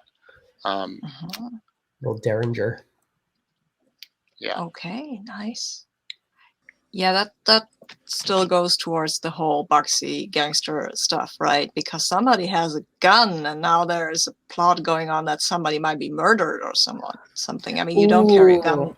You don't carry a gun, or go ahead. I kind of like the idea that it's Evie's gun, and she was trying to she's being forced to take someone out, but that's just me being dramatic. I mean, we don't know. It could be Olga's gun, could be Dixon's gun, but Dixon lives here. So I would say it's probably not Dixon's gun. Dixon lives here. If he wants to have a gun, he can have it in his... Dixon does live here, but where does Dixon spend all his time? The theater. Right. So you're saying that he's maybe taking the gun to the theater. Okay, but where's this theory going? If we think that, I mean, Evie has this notebook with a lot of names in it and coded stuff, and I can read that. Oh, maybe Elizabeth can make head or tails of it, and she's smart. Yeah, that seems like a thing that I could do. Mm-hmm. Did we say like the coded notebook? The names were people that are blackmailing. Yeah, do we just decide what that is? Yeah. Okay. I mean, I was thinking it would make sense to tie it in with the gambling debts. Mm-hmm. Whether they're her debts or whether that's part of what Bugsy and or Olga are trying to get her to do is collect on debts that other people owe. Oh, I like that one. Yeah. And maybe that's why they assume she has gambling debts, because she's hanging out with people who do have them, but she's just collecting. Mm-hmm. Oh, yeah, that's super cool. And that's also why she has her little gun. Oh, yeah, I like that. And that means that she's probably in with Olga as a kind of romantic thing. So and does good. This, and Olga uses her. I'm all for it. And Olga uses her to collect this info, and Bugsy is just the guy behind Olga, and Evie probably, at least, I mean, we know that she had meetings with Bugsy, so maybe she's in on it too. I mean, she might seem innocent, but maybe she isn't. I kind of like the idea, she was okay with working with Olga, but she didn't realize that that meant she was working with a gangster, right? Mm-hmm. Yeah, that's I like that. Yeah, that's very cool. Yeah, so but she realized she must have realized over her one head. point. Yeah. She must have realized at one point, and that's maybe why she has the gun. And Dixon's just one of the guys with that gambling debts. And if I'm thinking about it, I think I might have seen him in one of Cousin Ronnie's dens. So I mean, gambling debts are hell. I can tell you that from my cousins. I got a cousin with really bad gambling debts, and yeah. Oh, and him slugging me was trying to get in good with her, with Evie. You know, maybe to get him an extra week to pay or something. Yeah. Nice. Yeah. I think we've incorporated everything. Yeah, I think you've got a pretty solid theory going there. Who'd like to roll? I'm gonna say Jim because Jim has been. Yeah. This is the time where I'll blow it, but happy to give it a shot. Unless one question. We're only gonna +4. Oh, sorry. Yeah. One clue that I don't see is the lustful stare, though. We haven't incorporated. That's at Olga. That's Olga. Yeah, or is that Olga? That's Olga. Yeah. Oh, it's Olga. Yeah. Olga was in that group. You know, like we didn't even at first think that it was Olga, and then we went, oh, wait a minute, Olga was standing there too. But you know, and like when I spilled that drink, Olga was the one that scurried away when everybody else surrounded me and I got slugged and all that kind of stuff. Olga scurried quick. So yeah, there we go. Yeah. Go ahead, Jim. Roll. All right, so I'm rolling at +4. +4. Fantastic. All right, 2. Roll modifier 4. Roll the dice. Yeah, I'll take that 12 that I rolled for us. We got the theory. All right. So you know who did it, or you know what's going on? Sorry, is that it's a mobster? You have been asked to show great discretion in this matter. So what's the move from here? Do you want to approach your client at the party? Do you want to speak to him more discreetly afterwards? What's the plan? Ooh, I kind of want like this scene in the drawing room where we're all super hot and cool looking, like in different positions around the client, and each of us takes turns describing what's going on. Yeah. Yeah. Then what does everyone think? And the boss then in his court what he wants to do with the information, and if he wants to, I don't know, discredit Evie or just say, okay, that doesn't sound so bad, or whatever. I think Rose will actually say something like, so you could not award her because of what we found, but I don't know, getting Bugsy angry may not be the right move either. He takes all this in. He sighs heavily. He says, "Well, thank you very much for your service, and your fast work. I will ensure that you are paid, the significant gratuity for your fine work and your discretion." I think that there's definitely a sad quality to it. He is very disappointed to learn that this promising young thespian is mixed up in something like this. And I think the last thing that we see at the party is that Ian St. Trousseau quietly approaches Evie from behind. You see him whisper something in her ear, and a look of shock and then a look of sadness from her as she realizes the jig is up. And then maybe we also see Ian St. Trousseau exchange a look with Betwolf, who will now be the recipient of the award if Evie is out of the running. And just a superior smile spreads across Bet's face as she realizes what's happening. That's the end of the game. I wonder if if anyone would like. Can we do epilogues though? That would be cool. Yeah, I would love to hear an epilogue, especially something incorporating your B plot or your vice. Let's go left to right across the character keeper again. So starting with Frank DeLuca. Yeah, we can see Frankie at one of these underground casinos. In the background, I think we might see Dixon Wolf losing another fortune. And Frankie is talking to a guy who looks a little like him, just heavier and older, and he gives him some money and says, "I think this might cover most of it." And the other guy says, "Well, Frankie, yeah, this covers a bit of it, but you still owe me interest, right?" And Frankie's like, "Okay, but you know what? I've still got a little on the side, so maybe I can go and win it all back." And Ronnie grins and says, "Yeah, go ahead, Frankie, try that." And Frankie scampers off to lose, to make more debts, because that's what Ronnie does.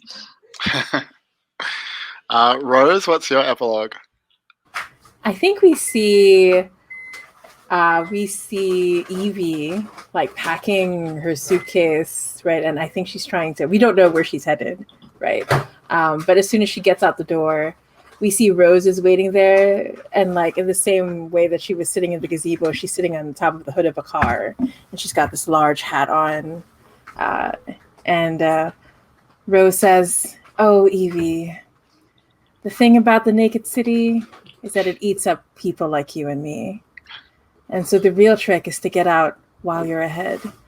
And she nods towards the car, and Olga is driving. And Rose says, "How about one last chance for love, just for the two of you? Get as far away as you can. Daddy and I will buy time for you." And I hand over like this fat envelope with like a lot of money in it, and I kiss her on the cheek. I want her to have a chance of love that I didn't have. Aw, not even that mean to actresses, it turns out. It's true. When I found out she was a dangerous lesbian, my heart melted. Yeah, of course. Elizabeth, what's your epilogue? Elizabeth's we see her out at a nice restaurant, nicer than the one that we work out of. And she's dressed up nicely, certainly not as nice as we were for the party, but you could tell that she's kind of getting like more used to that kind of thing, and like starting to enjoy life a little bit more than she had been. And we kind of zoom out a bit from her to see that she's sitting down with Walter, and she raises her glass of water and says, "To us and all the future mysteries." We're gonna pile up memories until the old ones don't bother you anymore, Doc. Clink.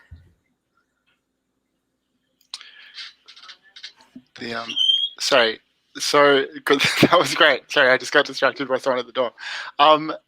Thanks so much, everyone. Walter, what's your epilogue?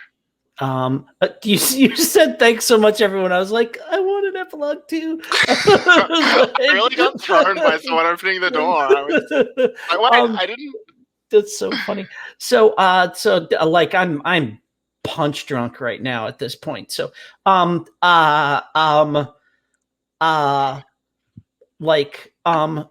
Frank is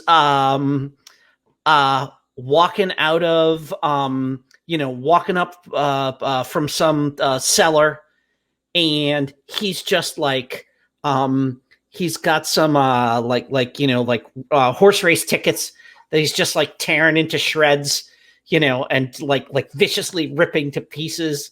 And I say, "Frankie, hey Frankie, look, I'm desperate, or I wouldn't be asking you this. Stasha's lumbago is acting up, and we've got a match this afternoon. We need a fourth. Look, I'll pay you $5. All you got to do, come throw some balls. We'll carry your weight, okay? Just do me this one favor this one time." Is there betting involved? It's bowling, of course there is. I'm in, my man. I'm in. and I say and I like throw an arm around his shoulders. Okay, I got a spare ball. What do you like? You like a set? Oh, good lord, those things are gunboats. What are you, size 11 or something like that? As we're walking towards the bowling alley.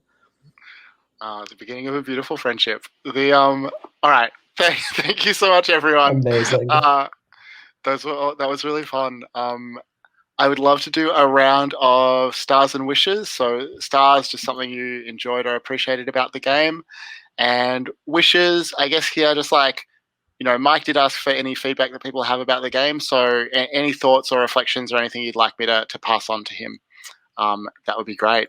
Let's just go back the other direction across the character keeper. So Jim, do you want to lead off? Well, yeah, I mean, stars for everybody. Jamie managing to find the disaster lesbians in every game. That was great. I love that we managed to put that in there for you, and you just jumped right on it. That great epilogue. That was I love that bit. That was Sabine, you're the mobster family drama thing is so you're whatever, you were so Frito in this. That was it was fantastic. The hapless brother who they know that it's not that you're not in the business because you're not family or whatever. It's because it's no. He cannot be trusted with anything. And this idea that you're if it were anybody else, they'd have cut you off a long time ago. At the kneecaps. I love that. That was super, super fun. Michael, stars to you. Thank you so much for going along with the little, with getting into some of the kind of interpersonal plots, the budding romance stuff there at the end. That was great. That felt very noir. Mm-hmm. I saw that, and I got to do my, I saw this in the war, and it didn't, it's let me tell you a thing or two, kid, because I've been there, and that was a lot of fun to do. So thank you. And Shane, thanks for letting me, posting an episode that I got to jump in at the last minute, and for, like I said, putting up with the fact that I'm a little bit punch drunk here. So I appreciate that. Thank you. Thank you, Michael. Yeah, I will be quick. But yeah, I thought this was a ton of fun. I thought everyone had really great characters. Not having played Brindlewood Bay before, I mean, I'm familiar with other Powered by the Apocalypse games, but I found the clues and theorize and the way you get clues to be really elegant. In a way that I really enjoyed. Yeah, it was a ton of fun. I would like very much to play it again. Cool. Oh yeah, I forgot the star for Roll With Me. Just thumbs up for Roll With Me. As far as I'm concerned, that's the only star it's getting. Yeah, no one else is giving it one. I think I filled 1 for 4. Everything. Yeah. Jamie. Oh, right. Yeah, so really big stars.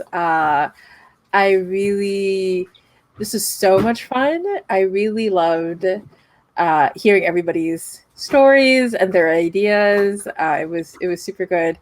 I really, I had really fun moments for everybody. I liked when Walter decided to just throw the drink. I thought, oh, genius. Good move. Really good stuff. I really enjoyed theorizing with Sabine. That was a lot of fun. I also liked our little scene, but introducing my dad's concrete shoes habit was really super fun. And I had a fun time with Elizabeth, with us having our montage. That was really good. But Shane, thank you so much for putting this game.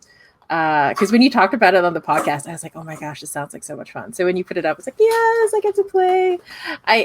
My schedule is so packed for the next few months, but I really want to find time to run this game because it's just a lot of fun. I think if I had a wish, I think it's just that, but this is something that's common in the Brindlewood Bay system too, is that if you're not familiar with the genre of the tropes, it's very hard to like play within them. So I don't know if the moves are enough, right? The abilities to like really pull in some of that extra genre. So, but yeah, I think that's the only. But this is something that's even present in Brindlewood Bay. Like I don't think there's enough bringing in like the cozy murder. Like it's very easy for a player to get off the genre without meaning to. But yeah, and then so I guess that's Sabine, Stars and Wishes. Okay, my stars. Okay, there she is again. Sorry to awkwardly flee from the session. No worries. I did leave a wish of like feedback for Mike, but you can just replay that part. So like, later. And Sabine, did you get a chance to Not do a yet. star wish? Okay. Just starting. So stars to everybody. It was a really nice session, and I liked Elizabeth and her going straight for the free bar. That was a nice Good touch. move. And I loved Rose as the thespian with a heart. I mean, she had Evie's tire slashed, but you know. I gave her a car after, you know. Yeah. And the whole, my daddy can totally take care of that because my daddy takes care of everything because I'm his little princess. Woo! I love that. And I also loved Walt. I was in the war. I've been through a lot worse. I throw a drink on her and see who slugs me. Good move. I love that. And the whole game, and I like the reach out scenes, both of them, with Elizabeth and Walt, and with me and Rose. That was a lot of fun, and I'm glad that we did it before starting to go for the clues, because we still have an hour basically, so we can now talk a lot, but we won't. Sorry. And for a big star to you, Shane, for putting this together and for giving us a mystery or a thing we could do, and really have this just as mostly a one, not exactly a one room, but a one house mystery, which was nice. We didn't have to run around a lot. And wishes. I really enjoyed this one. As Jamie said, it doesn't exactly point you really into the noir direction, but I mean, who isn't familiar with noir tropes? I'm not a noir aficionado per se. I haven't watched The Maltese Falcon or any of these, but still familiar at least with the tropes enough to play this, I think, and I kind of like the way that it's pointing you towards noir, but it's not forcing you into stuff like that if you don't want to. Also, another star for the use of an X card by Jin. That was a good. That's actually good a star choice for me too. I forgot to mention, but yeah, thank you so that much. that Jim. was a good. I think that was a good choice. Yes. So yeah. And it was jamming me up, coming with trying to come up with a way that was like in any way empowering, like either way, getting blackmailed for that stuff, you know, then like even if you're trying to go like sex work, whatever, like there was nothing positive there. So yeah.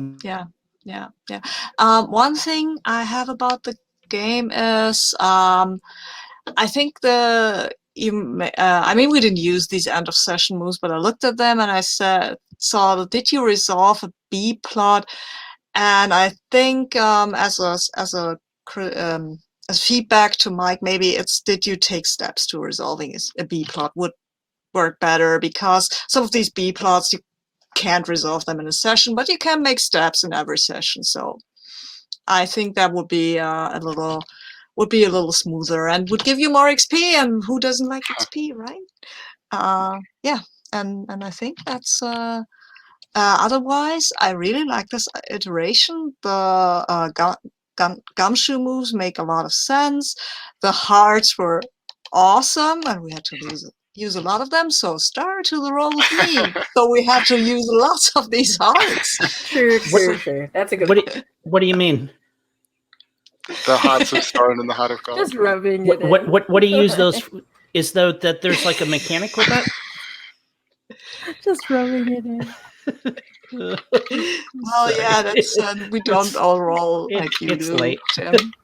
No. It's so funny, Jim, because you were always rolling like pshong, like way out of the park, while the rest of us were like, "What are these fours?" Yeah, and I like my B plot. I liked all of our B plots. I love the drama in the amateur sports league. That was also very nice. Yeah. So yeah, Yeah, and I really good finished stuff. with my wishes and stars. So yeah, The I'm very firemen, happy. man, they're jackasses, but everyone loves them for some reason. I don't know what the deal with that is. Freaking firemen. I can tell. Can give you a little dirt on them. Well, I know stuff about firemen. Your toenails will curl. Well, let me just finish by saying thank you to you all. I had a great time running this game. I really enjoyed all of your characters. It was really fun. Yeah, special starter Jim for the X card. That was really helpful for me to get the game moving again. Yeah, thanks heaps. Can I just finish finally by asking, is everyone happy for me to post the video? Please do. Yeah, I want to see people. I want people to see those die rolls. That's and yeah, if anyone, if you happen to reconsider after the session, you're welcome to email me and I'll take it down. But yeah, thanks so much, Jim. I'm looking forward to seeing you again in not too long. Michael, I'll see you in about an hour and a half. Yep. Have fun, everybody. Yeah, the rest of you have a great weekend. All right. Good night. Bye, everyone. I'm going to sleep.